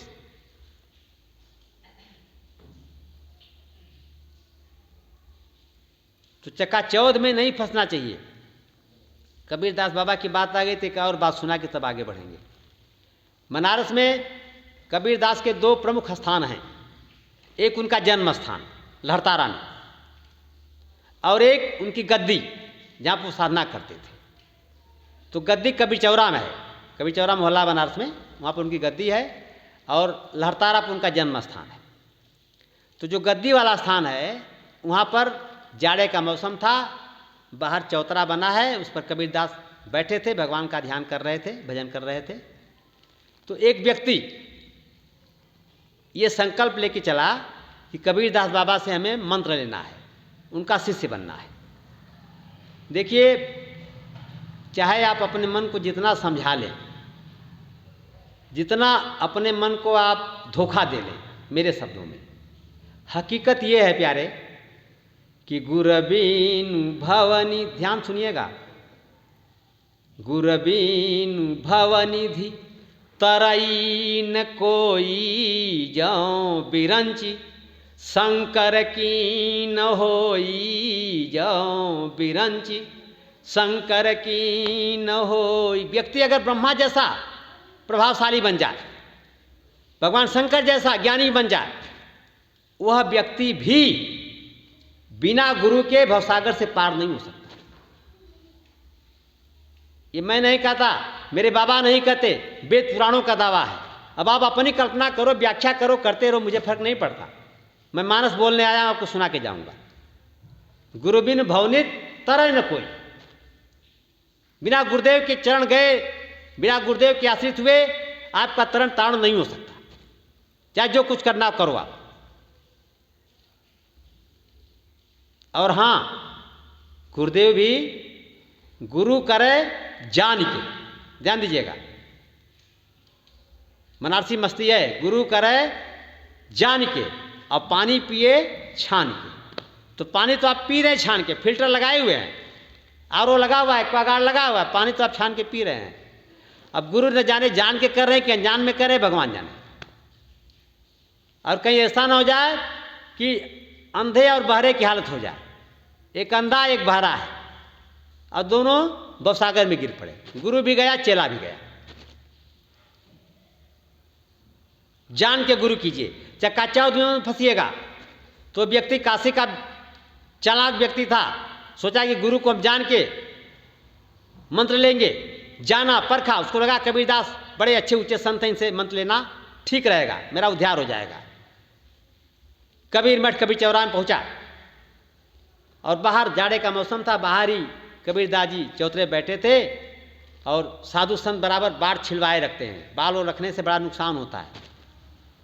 उनकी खोपड़ी साफ रहती है एकदम, एंटीना उनका खुला रहता है, आकाशवाणी को सुनते रहते हैं। हम लोग एंटीना को रखते ही नहीं, ये चुरकी हम लोग सीखा है ना, ये एंटीना है। एंटीना नहीं रखोगे तो आकाशवाणी नहीं सुनाई पड़ेगी, एंटीना रखना पड़ेगा। सीखा। आपके पंजाब के दो पूत शहीद हो गए गुरु गोविंद सिंह के शिखा बंधन के कारण, इतिहास गवाह है। आप क्या समझते हैं शिखा बंधन को? तो गया तो कबीर बाबा बाल छिलवा करके राम राम भजन कर रहे थे। पहचानता नहीं था कबीर को, पहली बार गया था मठ में, सोचा कोई सेवक होगा, बैठा होगा बाहर धूप ले रहा है, तो बाबा के सर पर ऐसे ठोडी मारते हैं जो लोग बाल छिलवाए रहते हैं, 2 बार ठोका। बाबा मुस्कुराए, आगे चला गया। अंदर गया जब गादी के पास तो पूछा लोगों से कि बाबा कहाँ हैं? तो लोगों ने बताया अरे बाहर गेट पे तो बैठे थे चौतरे पर, अब तो पानी पानी हो गया, लगा जैसे सांप सूंघ गया हो, ठंडा हो गया बिल्कुल बेचारा। आया, चरणों में गिर गया। बाबा बड़ी गलती हो गई। क्या हो गया? कोई गलती तुमने नहीं किया। कहा बाबा मैं आपको पहचान नहीं सका और आपके सर पर मैंने ठोड़ी ठोक दी 2 बार, ये धिष्ठा मेरी क्षमा करो बाबा। तो बाबा का सील देखिए, बाबा का व्यवहार देखिए। बाबा ने कहा कोई बात नहीं बेटा, तुम जब मंत्र लेने आए हो, आदमी अब 4 आना कहे तो 4 आना क्या आज मिलता है? मान लो पहले मिलता रहा होगा, गुरुजी सुनाते थे, अब 10 रुपये का मान लो, एक मिट्टी का बर्तन ले आवें, चाहे भोजन पकाने के लिए, पानी रखने के लिए, किसी मतलब से, तो उसको आप 25 बार ठोकते हैं, फूटा तो नहीं है, ठीक तो है, तब उसको खरीदते हैं। और जिसके चरणों में, जिसके हाथ में अपनी आप बागडोर संभालने जा रहे हो, पकड़ाने जा रहे हो, जिसको अपना गुरु बनाने जा रहे हो, उसको बिना जाने पहचाने कैसे बनाओगे? तो बाबा ने कहा तुमने ठीक ही किया, ठोक ठठा के देख लिया कि मेरा गुरु मेरा बाबा ठीक तो है ना। ये बाबा का उत्तर था। तो प्यारे गुरु जब भी आप बनाओ, जिसको भी बनाओ, जब भी बनाओ, तो जान के, समझ के, बूझ के, चकाचौंध में मत फंस जाना। तो हनुमान जी महाराज अशोक वाटिका में विचार कर रहे हैं, करे विचार, ये बुद्धिमानी का लक्षण है। मूर्ख में और बुद्धिमान में बहुत थोड़ा बारीक अंतर होता है। मूर्ख पहले बोलता तब सोचता है, सोचेगा नहीं, अनाप शनाप बोल जाएगा, तब सोचता है क्या हम बोल गए। अब बुद्धिमान पहले सोचता है खूब, तब बोलता है। हनुमान जी विचार कर रहे हैं, करे विचार, करो का भाई, क्या करें, कैसे माँ के सम्मुख जाए। तो 2 लोगों के जोड़ने का काम सबसे बढ़िया काम कथा करती है। अब आप लोगों से हमारा नाता कैसे जुड़ता अगर कथा नहीं होती मेरे पास? तो कथा ने हमको आपको जोड़ा, एक सूत्र में पिरो दिया, एक प्रेम के बंधन में बांध दिया, कथा।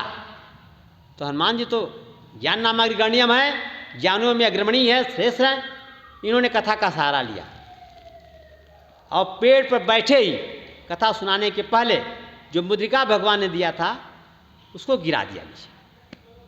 सीता जी को आवाज़ कानों में गई, दौड़ के माँ गई और देखी एक सुंदर मुद्रिका पड़ी है, और क्या है? राम नाम अंकित अति सुंदर। वो मुद्रिका सुंदर है और उस पर राम का नाम लिखा गया है। चकित चितो मुदरी पहचानी। सीता जी उस मुद्रिका को पहचान गई क्योंकि उन्हीं की मुद्रिका है। गंगा तट पर कल मैंने सुनाया था, केवट को उतराई के रूप में भगवान को इन्होंने दिया था, केवट ने नहीं लिया, वो मुद्रिका राम जी के पास रह गई और उसी मुद्रिका को राम जी ने हनुमान जी को दिया है पहचान के रूप में। माँ अपनी मुद्रिका को पहचान गई, मुदरी पहचानी, लेकिन चकित हैं, अचंभित हैं, ये मुद्रिका यहाँ आई कैसे? ये तो मेरे राम जी के पास थी।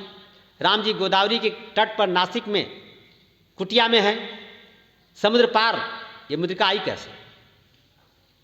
तो लगे कल्पना करने, लगे तर्क वितर्क करने, कहीं ऐसा तो नहीं कि रावण ने राम जी को परास्त कर दिया और मुद्रिका उनसे छीन करके ले लिया और मुझे फंसाने के लिए यहाँ मुद्रिका गिरा दिया। दूसरा विकल्प कर रही हैं कि कहीं ऐसा तो नहीं कि माया की नगरी ये माया से बनाई गई है।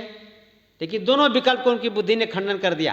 क्या कि जीत को सकै अजय रघुराई, माया ते असी रची न जाई। हमारे सर्वेश्वर आर्य रघुवंशी राम अजय हैं, कोई उनको जीत नहीं सकता। और ये मुद्रिका विशेष मुद्रिका है, इसको न सुनार बना सकता है, न मायाकार बना सकता है, न माया सी बनाई जा सकती है। माया तेस रची न जाए। अब लगी मन में तर्क वितर्क करने, उसी बीच में हनुमान जी को अवसर मिल गया। हनुमान जी धीरे धीरे रामचंद्र गुण बरनय लागा, सुनत ही सीता कर दुख भागा। मधुर वाणी में मधुर बचन बोले हनुमाना। मधुर वाणी, वाणी क्या मधुर होगी प्यारे? कथा मधुर है। ये कथा ही ऐसी है, मैं मंच से नीचे उतर जाऊंगा, मेरी वाणी इतनी मधुर नहीं होगी जितनी इस समय है। मेरा सौंदर्य जो इस समय आपको दिखता है, मंच से उतरने पर फीका हो जाएगा। ये कथा का प्रभाव है। कथा ऐसी है, पक्षियों में सबसे कर्कश पक्षी, कर्कश स्वर करने वाला कौवा माना गया है। टर टर काँव काँव करता रहता है। और जब कौवा कथा कहता है तब गोस्वामी जी लिखते हैं मधुर बचन बोले तब कागा। कौवा मधुर बोलेगा क्या? लेकिन कथा ऐसी मधुर है कि कौवा की वाणी भी मधुर हो जाती है, बंदर की वाणी भी मधुर हो जाती है। हनुमान जी बंदर स्वरूप में हैं। मधुर बचन बोले हनुमाना। और मधुर बचन में क्या बोल रहे हैं? रामचंद्र गुण बरनय लागा, सुनत ही सीता कर दुख भागा। जैसे भगवान का गुण, भगवान की कथा किशोरी माँ जानकी माँ के कर्णकुहरों से होकर के अंदर गई, सुनत ही तत्काल, जैसे मज्जन फल पेखी तत्काला, ऐसे तत्काल सीता माँ का दुख भाग गया। और सीता माँ का दुख छोटा नहीं है, थोड़ा नहीं है। क्या है? दीन दयाल बिरद संभारी, हरहु नाथ मम संकट भारी। भारी दुख है। एक भारत की यारी महिला विदेश में, भारत से बाहर समुद्र उस पार लंका में, जो आज श्रीलंका के नाम से विराजमान है, लंका में विराजमान है भारतीय नारी। उसका पति भारत में समुद्र के इस किनारे पर है। लंका में उसका न कोई स्वजन है, न परिजन है, न परिकर है। और रावण जैसे विश्व विजयी के कैद खाने में है, अशोक वाटिका में। घर में नजरबंद किया गया उसको अशोक वाटिका में।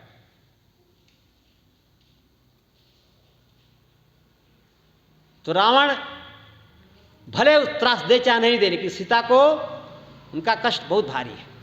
और इतना भारी कष्ट सुनते ही सीता कर दुख भागा। दुख भग गया, समाप्त हो गया। तो प्यारे हमारे आपके भी जीवन में जो थोड़ा कभी दुख प्रार्थ हो बस आ गया, कैसे दूर होगा? कथा श्रवण करो। कथा श्रवण करोगे, दुख भाग जाएगा।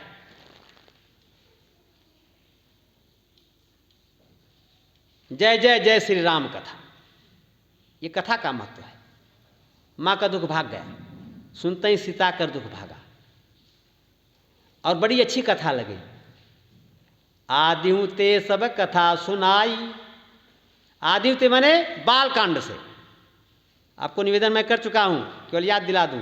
बाल कांड, अयोध्या कांड, अरण्य कांड, किष्किंधा कांड, 4 कांड की कथा राम जी ने हनुमान जी को सुनाई है। ज्यों की त्यों चारों कांड की कथा विश्वास दिलाने के लिए किशोरी जी को हनुमान जी ने सुना दिया।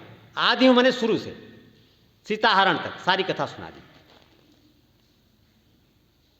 अब किशोरी जी निवेदन कर रही है कि श्रवणामृत जही कथा सुहाई, सो किन प्रगट होत नहीं भाई। जिसने इतनी सुंदर अमृत में कथा सुनाई है वो प्रकट क्यों नहीं हो रहा है, मेरे सामने क्यों नहीं आ रहा है। अनायास बरबस गीत, गोपी गीत स्मरण में आ गया मुझे। भागवत में व्यास जी महाराज लिखते हैं भगवान कथा क्या है। गोपी गीत का पहला श्लोक बड़ा सुंदर श्लोक है। तौ कथामृतम तप्त जीवनम श्रवण मंगलम कल्मषापहम भूय गिणन्ति ये भूरिदा जना भूरिदा जना भूरिदा जना। व्यास जी महाराज कह रहे हैं, सुखदेव जी व्याख्या करते हैं कि भगवान कथा कैसी है। गोपियाँ उलाहना देती हैं, दो अर्थ होता है इसका, अन्वय करेंगे इसमें समास पद्धति लगाएंगे, दो अर्थ होगा।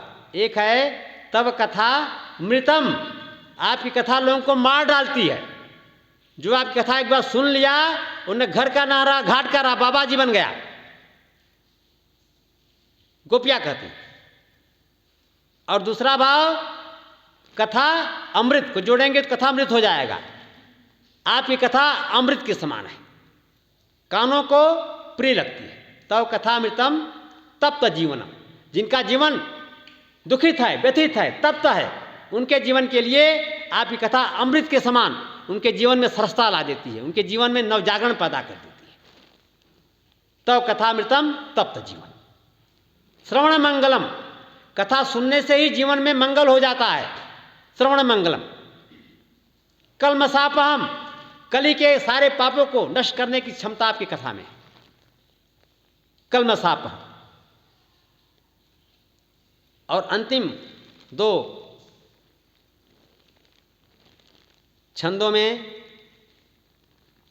व्यास जी संकेत करते हैं कि भू गिणन्ति ये, इस पृथ्वी पर जो भगवान की कथा के गायक हैं, व्याख्या करने वाले हैं, व्याख्याता हैं, व्यास हैं, रामायणी हैं, भागवती हैं, ये क्या है? भूरिदा जना। आप क्या दान दोगे? संसार का सबसे बड़ा दानी कथावाचक होता है, आपको ज्ञान दान करता है। भू गिणन्ति ये भूरिदा जना, सबसे बड़े दानी। ये व्यास जी के शब्द है।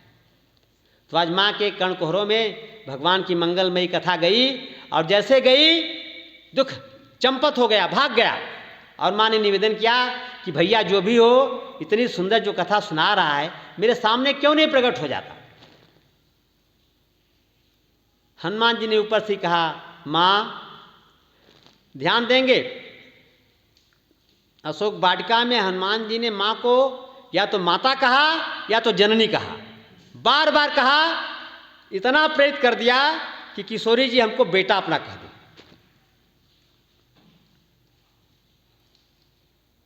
हनुमान जी ने कहा, माँ कथा तो बड़ी सुंदर है, लेकिन जो कथा का वक्ता है वो बंदर है। माँ कथा जरूर सुंदर है, लेकिन वक्ता बंदर है, और संभवतः आपके सामने आवे वक्ता तो आप मुंह घुमा लोगी। यही हुआ।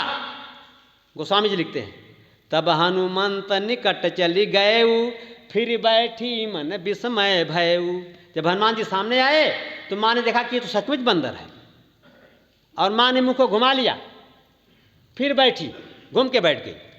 मन विस्मय भयऊ, मन में आश्चर्य हो गया, ये क्या चक्कर के माया तो नहीं है। तब हनुमान जी ने अपना परिचय दिया है। रामदूत मैं मातु जान की, सत्य शपथ करुणा निधान की। यह मुद्रिका मातु मैं आनी, दीन राम तुम कहाँ सही दानी। दो बार माँ माँ, दोनों अर्धाली में दोनों बार माता माता कहा। माँ मैं भगवान राम का दूत हूँ, और सत्य शपथ, सच्ची मैं शपथ खाता हूँ, कसम खाता हूँ। और ऐसा नाम लिया जिससे माँ को विश्वास हो जाए। भगवान के अनेकों नाम हैं, लेकिन उसमें जो करुणा निधान नाम भगवान का है, ये माँ किशोरी जी का ये गोपनीय नाम है। किशोरी जी भगवान को जो बुलाती हैं तो करुणा निधान कह के बुलाती हैं, और किशोरी जी को ये नाम माँ पार्वती ने दिया है। पुष्प वाटिका में फिर एक बार आपको ले जाऊं। जब माँ पार्वती प्रसन्न हो गई, खसे उमाल मूरत मुस्कानी, हमारे सामने भी ऐसे सौभाग्य प्राप्त करने वाले भीष्म जी बैठे हैं। ये भी शंकर मंदिर में दर्शन कर रहे थे। एक बार शिव मंदिर जपत रहे हरि नाम। एक बार शिव मंदिर में दर्शन करने गए, भगवान भोलेनाथ की माला टूट के इनके गले में आ गई, इनके हाथ में आ गई। ऐसे थोड़े सौभाग्य मिलता है, बड़ा सत्कर्म करना पड़ता है। आज माँ किशोरी जी की वंदना से, अर्चना से, आराधना से पराम्बा जगदम्बा माँ पार्वती प्रसन्न हो गई। और प्रसन्न हो गई तो खसी माल, जो पार्वती माँ के गले में माला पड़ी थी, वो माला टूट गई और टूट करके सीता जी के गले में चली गई। ये प्रसाद मिल गया। खसी माल मूरत मुस्कानी, पत्थर की मूर्ति मुस्कुराने लगी। तो गुरुदेव से लोग कहा करते थे कि महाराज पत्थर की भी मूर्ति मुस्कुराती है क्या? तो गुरुदेव ने कहा तुम्हें क्या लगता है, ये कपोल कल्पित लिखा गया है? तो कहे महाराज हम लोग तो जाते हैं मंदिर में, कभी मूर्ति नहीं मुस्कुराती। तो गुरुदेव का बड़ा प्यारा उत्तर है, अरे बेवकूफ, तुमसे तुम्हारा भाई तो बोलता ही नहीं। अपने भाई से मुकदमा लड़ रहे हो सुप्रीम कोर्ट में, हाई कोर्ट में।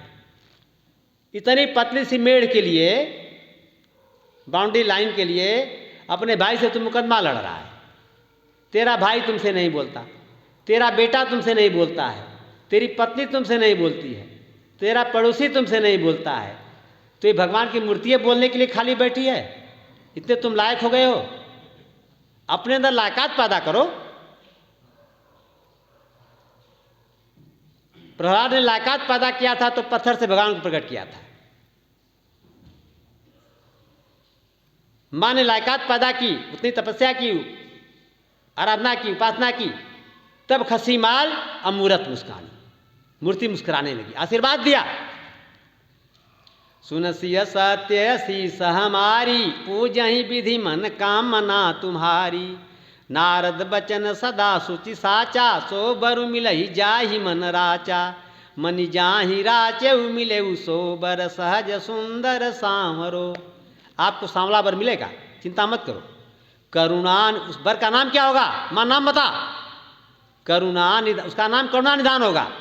करुणा निधान सुजान शील स्नेह जान तरावरो। यही भांति गौरी अशीष सुनि से सहित ही हर्षित अली।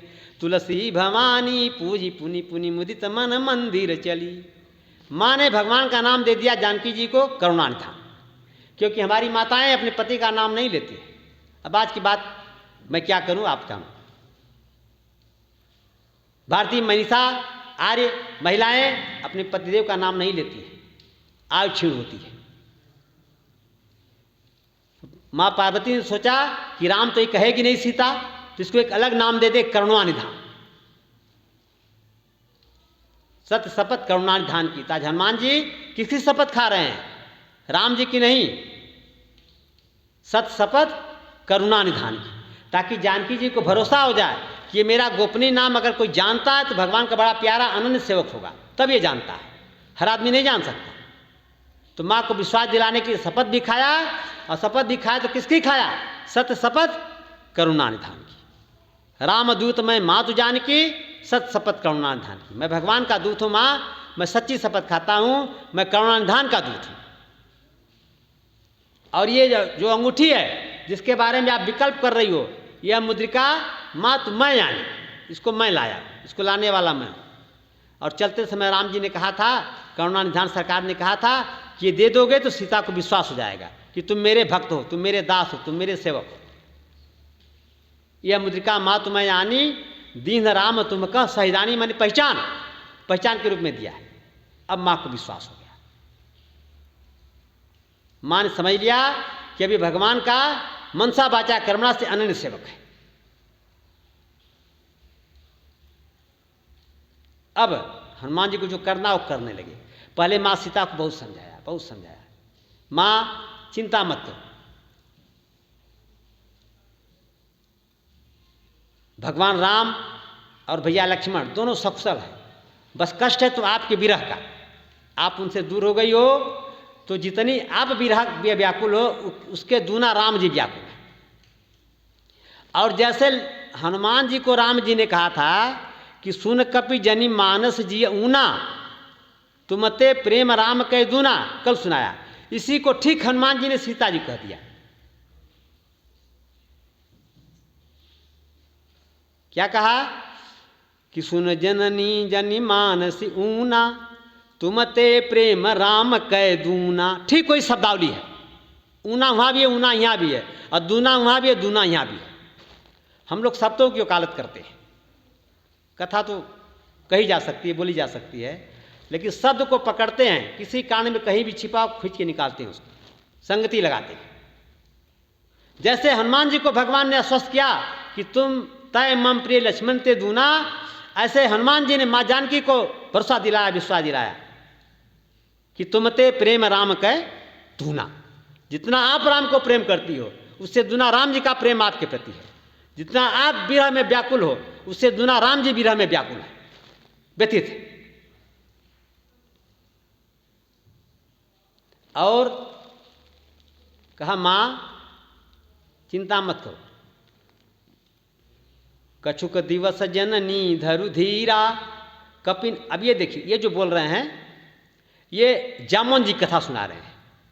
जामोन जी ने 4 कांड तो राम जी ने सुनाई, और 3 कांड सुंदर कांड, लंका कांड, उत्तर कांड की कथा जामोन जी ने सुनाई हनुमान जी को। तो 3 कांड की कथा जामोन जी के शब्दों में हनुमान जी सीता जी को सुना रहे हैं।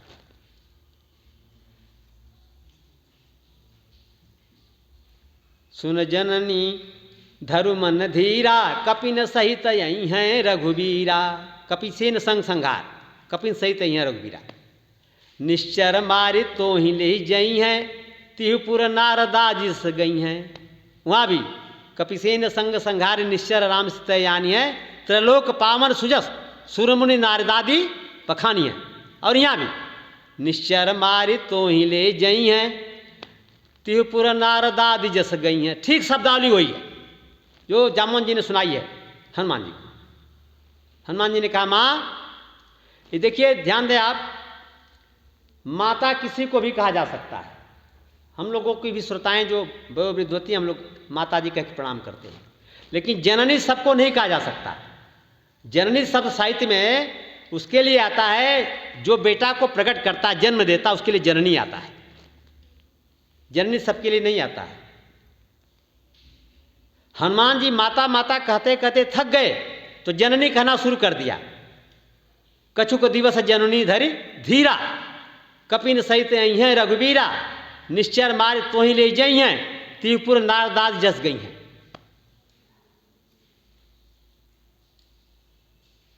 जननी कह के माँ को प्रेरित कर रहे हैं कि एक बार मुझे माँ बेटा कह दो। अभी माँ चुप हैं, कुछ नहीं बोल रही, सुन रही है, अच्छा लग रहा है इसलिए चुप है। अब हनुमान जी क्या कर रहे हैं, इस बात को गौर दें। गुरुदेव कहते थे कि इसी बात से सीता जी ने हनुमान जी को पुत्र कह दिया। ये जो अर्धाली अब सुनाने जा रहे हैं आपको। अब ही माँ तुम्हें जाऊं लवाई, अब ही माँ तुम्हें जाऊं लवाई, नहीं आयस रघुवीर दुहाई। माँ मैं अभी आपको यहाँ से मुक्त करा के भगवान के पास ले जा सकता हूँ, लेकिन मैं मजबूर हूँ, नहीं आयस, आज्ञा नहीं है। राम दुहाई, राम जी की शपथ है, राम जी ने आज्ञा नहीं दिया है। क्या कहा है, कहीं बल बीरा बेग तुम आए। और जामोन जी ने भी क्या कहा है, किसी तय देख कहू सुधी आई। केवल देख के समाचार सुनाना है, आपको लाने के लिए किसी ने नहीं कहा, न जामोन जी ने कहा न राम जी ने कहा। इसलिए मैं मजबूर हूँ, नहीं तो मैं अभी आपको लेके जाता। अब सीता जी को लगा कि ये ऐसे बोल रहा है जैसे किसी बेटे की उसकी माँ किसी कैदखाने में बंद हो, बेटा भले दुबला पतला हो, कमजोर हो, सामना नहीं करने की स्थिति में हो, फिर भी आप अपनी माँ को छुड़ाने के लिए वह एक बार लड़ जाता है, भले मर जाए, अपनी माँ को मुक्त कराने के लिए वो भिड़ जाता है। उसी भाव से ये छोटा सा बंदर और मुझे अपना माँ समझ रहा है और मुझे माँ समझ के मुक्त कराने के लिए रावण से पंगा लेने के लिए तैयार है और कह रहा है कि अबे माँ तो मैं जाऊँ ले भाई, अबे मैं आपको लिवा जाऊँगा। सीता जी की आंखों में आंसू आ गया। अब माँ निर्णय पहुँच गई कि अभी से बेटा कहना होगा। बिना अपना बेटा कोई ऐसा नहीं कर सकता। क्यों अपना जान जोखिम डालेगा? लोग भाग जाते हैं, रास्ता बदल लेते हैं। लेकिन सीता जी के मन में एक संदेह हुआ, प्रकट किया और पुत्र का संबोधन भी दे दिया। हैं सूत, ध्यान दीजिएगा, हैं सूत सब कपि तुम ही समाना, जातु धानयति भट बलवाना। बेटा, आज माँ ने सूत कह दिया, चाहे घड़ी जो बजावे, आज मुझे सूत कहलाना था, बजाती रहे घड़ियाँ। हनुमान जी को माँ ने बेटा कह दिया। 4 दिन से हनुमान जी लगे हैं कि माँ बेटा कह दे तो बेटा वाले रिश्ते पर भी मोहर लग जा, पक्का हो जाए, तब मैं असोच हो जाऊंगा। सेवक सुतपति मात भरोसे रही असोच, असोच रहूंगा, कोई चिंता नहीं रहेगी। बने प्रभु पोसे, भगवान मेरा पालन पोषण करेंगे, भगवान सब परिस्थिति संभालेंगे। अब माँ को लगा कि अपना बेटा ही ऐसा साहस कर सकता है कि रावण जैसे विश्व विजयी के कैद खाने से छुड़ाने की बात कर सकता है। और तुरंत, अब ही माँ तुम्हें जाऊं ले भाई, लेकिन क्या करूं माँ, मैं लाचार हूं, प्रभु आयस नहीं, भगवान की आज्ञा नहीं है, राम दुहाई, भगवान की मैं शपथ खाता हूं। माँ की आंखों में आंसू आ गया। माँ ने कहा, बेटा बात तो तुम्हारी ठीक है, लेकिन ये बता कि सारे बंदर तुम्हारे जैसे छोटे छोटे बिल्लिए जैसे हैं क्या? हनुमान जी समझ गए कि माँ को संदेह हो रहा है। और हनुमान जी ने जो स्वरूप अशोक वाटिका में धारण किया माँ को विश्वास दिलाने के लिए, गुरुदेव भगवान कहा करते थे, पूरे लंका की लड़ाई में कभी भी हनुमान जी को ऐसा स्वरूप धारण करने की आवश्यकता नहीं पड़ी। कनक भूधराकार शरीरा, समर भयंकर अति बलबीरा, अतुलित बलधामम स्वर्ण शैलावती। हनुमान जी ने पर्वताकार, स्वर्ण पर्वताकार स्वरूप अशोक वाटिका में धारण किया मां को विश्वास दिलाने के लिए। और मां को विश्वास दिला करके फिर छोटे से बन गए, मशक समान रूप कपिधर।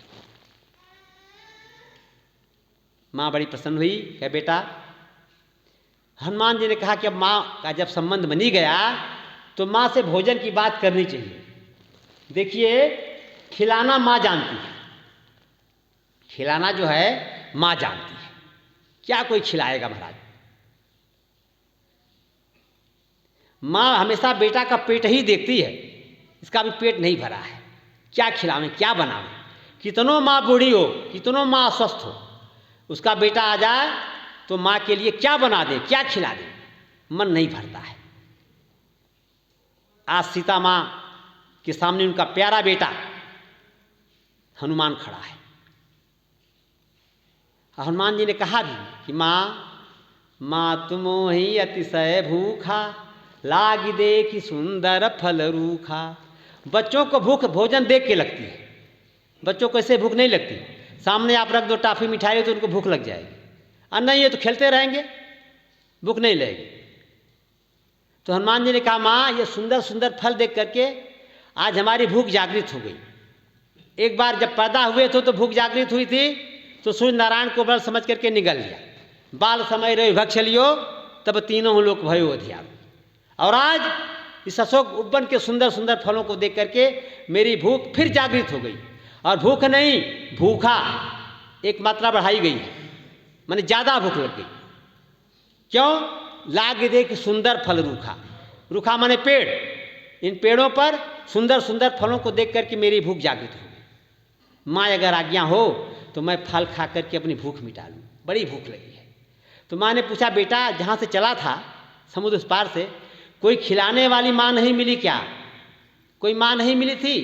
तो हनुमान जी ने कहा, माँ तो कई मिली। एक सुरसा माँ मिली, वो भी खाने के लिए दौड़ी, खिलाने के लिए नहीं। दूसरी सिंघिका माँ मिली, वो भी खाने के लिए दौड़ी, वो भी खिलाने के लिए नहीं आई। तीसरी लंका की लंकनी माँ मिल गई, वो भी खाने के लिए दौड़ी, खिलाने के लिए नहीं। आप ही खिला सकते हो, तृप्त कर सकते हो। माँ ने कहा, बेटा बात तो तुम्हारी बड़ी अच्छी है, मैं चाहती भी हूँ, लेकिन एक समस्या है। क्या माँ? ये जो देख रहे हो अशोक वाटिका ना, इसकी रखवाली करने वाले बड़े बड़े राक्षस तैनात किए गए। तो हनुमान जी ने कहा, तिन कर भय माता मोहि नाही, जो तुम सुख मान्यहु मन माही। माँ उन रखवालों की मुझे डर नहीं है, अगर आपको मेरे फल खाने से सुख मिले, आनंद मिले, तृप्ति मिले, तो उनकी आप चिंता छोड़ो। अरे इस अशोक वाटिका के रखवाले हैं तो मैं अनाथ थोड़े हूँ, मेरा रखवाला भी है, भगवान राम मेरे रखवाले हैं। माँ प्रसन्न हो गई, परीक्षा ले रही थी हनुमान जी की, और माँ ने आदेश दे दिया, आपके लिए भी आदेश भी है, उपदेश भी है, दोनों आपको सुनाएंगे। रघुबर चरण हृदय धरी तात मधुर फल खा। माँ ने कह दिया, बेटा जाओ सुंदर सुंदर फल खाओ, लेकिन कैसे? भगवान के चरणों के हृदय में धारण करके खाओ। भगवान को ध्यान में रखना, भगवान को भूलना मत। अभिप्राय क्या है? गुरुदेव भगवान कहा करते थे, आपको सुख संपत्ति धन वैभव ऐश्वर्य जो मिला है खूब भोग करो, कहीं कोई मनाही नहीं है, लेकिन देने वाले को याद रखो। जिसने दिया है, एक पति महोदय अपनी पत्नी को सालगिरह पर, शादी की सालगिरह पर एक सुंदर कर्णफूल ला करके दिए कान में पहनने के लिए। धर्मपत्नी ने धारण किया, शीशे में देखा बड़ा सुंदर लग रहा है, पास पड़ोसी सबको दिखाया, देवरान जेठान सास माँ सबको दिखाया, बड़ा सुंदर लग रहा है। कर्णफूल की बार बार तारीफ, पति महोदय की बार बार तारीफ, लेकिन जिस भगवान की प्रेरणा से ये धन संपत्ति आई है, ये कर्णफूल आया है, उसका नाम ही नहीं ले रही हैं। जिसने भगवान ने सुंदर कान दिया, अगर कान नहीं होता तो कर्णफूल कहाँ बनती? जितना आपको सुख संपत्ति ऐश्वर्य मिला खूब भोग करिए, कहीं कोई मनाही नहीं है, लेकिन देने वाले को भी याद रखिए, कृतज्ञता ज्ञापित कीजिए। तो दियम वस्तु गोविंदम तो भीमेव समर्पय। प्रभु आपका दिया हुआ है, आपको समर्पित करके और फिर प्रसाद बना के मैं उसको धारण कर रहा हूँ। ये भक्तों की पहचान है। तुम ही निवेदित भोजन करही, प्रभु प्रसाद पट पूषण धरही। जो 14 स्थान वाल्मीकि जी ने बताया है, उसमें एक स्थान ये है कि ऐसे भक्त जो कुछ भी चाय पीते हैं, पानी पीते हैं, भोजन करते हैं, वस्त्र धारण करते हैं, अलंकार आभूषण धारण करते हैं, आपको पहले निवेदित करते हैं। तुम्हें निवेदित, इसके बाद तब भोजन करें। अपूर्व प्रसाद, आपका प्रसाद समझ करके पटभूषण धरई, वस्त्र आभूषण धारण करते हैं। भगवान आप ऐसे भक्तों के हृदय में निवास करो। वाल्मीकि जी की एक स्थान है, प्रसंग नहीं है, लेकिन बात आ गई कि भगवान ने दिया तो आप भगवान को निवेदित करके प्रसाद समझ करके धारण करो। और उसमें मिठास बढ़ जाएगी, मधुरता बढ़ जाएगी, आनंद बढ़ जाएगा, आपके जीवन में उल्लास बढ़ जाएगा, आपके जीवन में ऐश्वर्य बढ़ जाएगा, आपके जीवन में चमक आ जाएगी। तो हनुमान जी महाराज, माँ की आज्ञा मिली, पेड़ पर चढ़ के फल खा रहे हैं, रात भर फल खा रहे दीजिए उनको, तृप्त हो जाए तब कल राक्षसों से लड़ाई कराएंगे। आज उनको फल खा करके, समुद्र किनारे खारा पानी था, पानी भी नहीं मिला, फल भी नहीं मिला, या सुंदर सुंदर फल खा लें, तंदुरुस्त हो जाए तो कल राक्षसों से लड़ाई भिड़ाई होगी। इन्हीं शब्दों के साथ 2 बार श्री राम जय राम जय जय राम, श्री राम जय जय राम,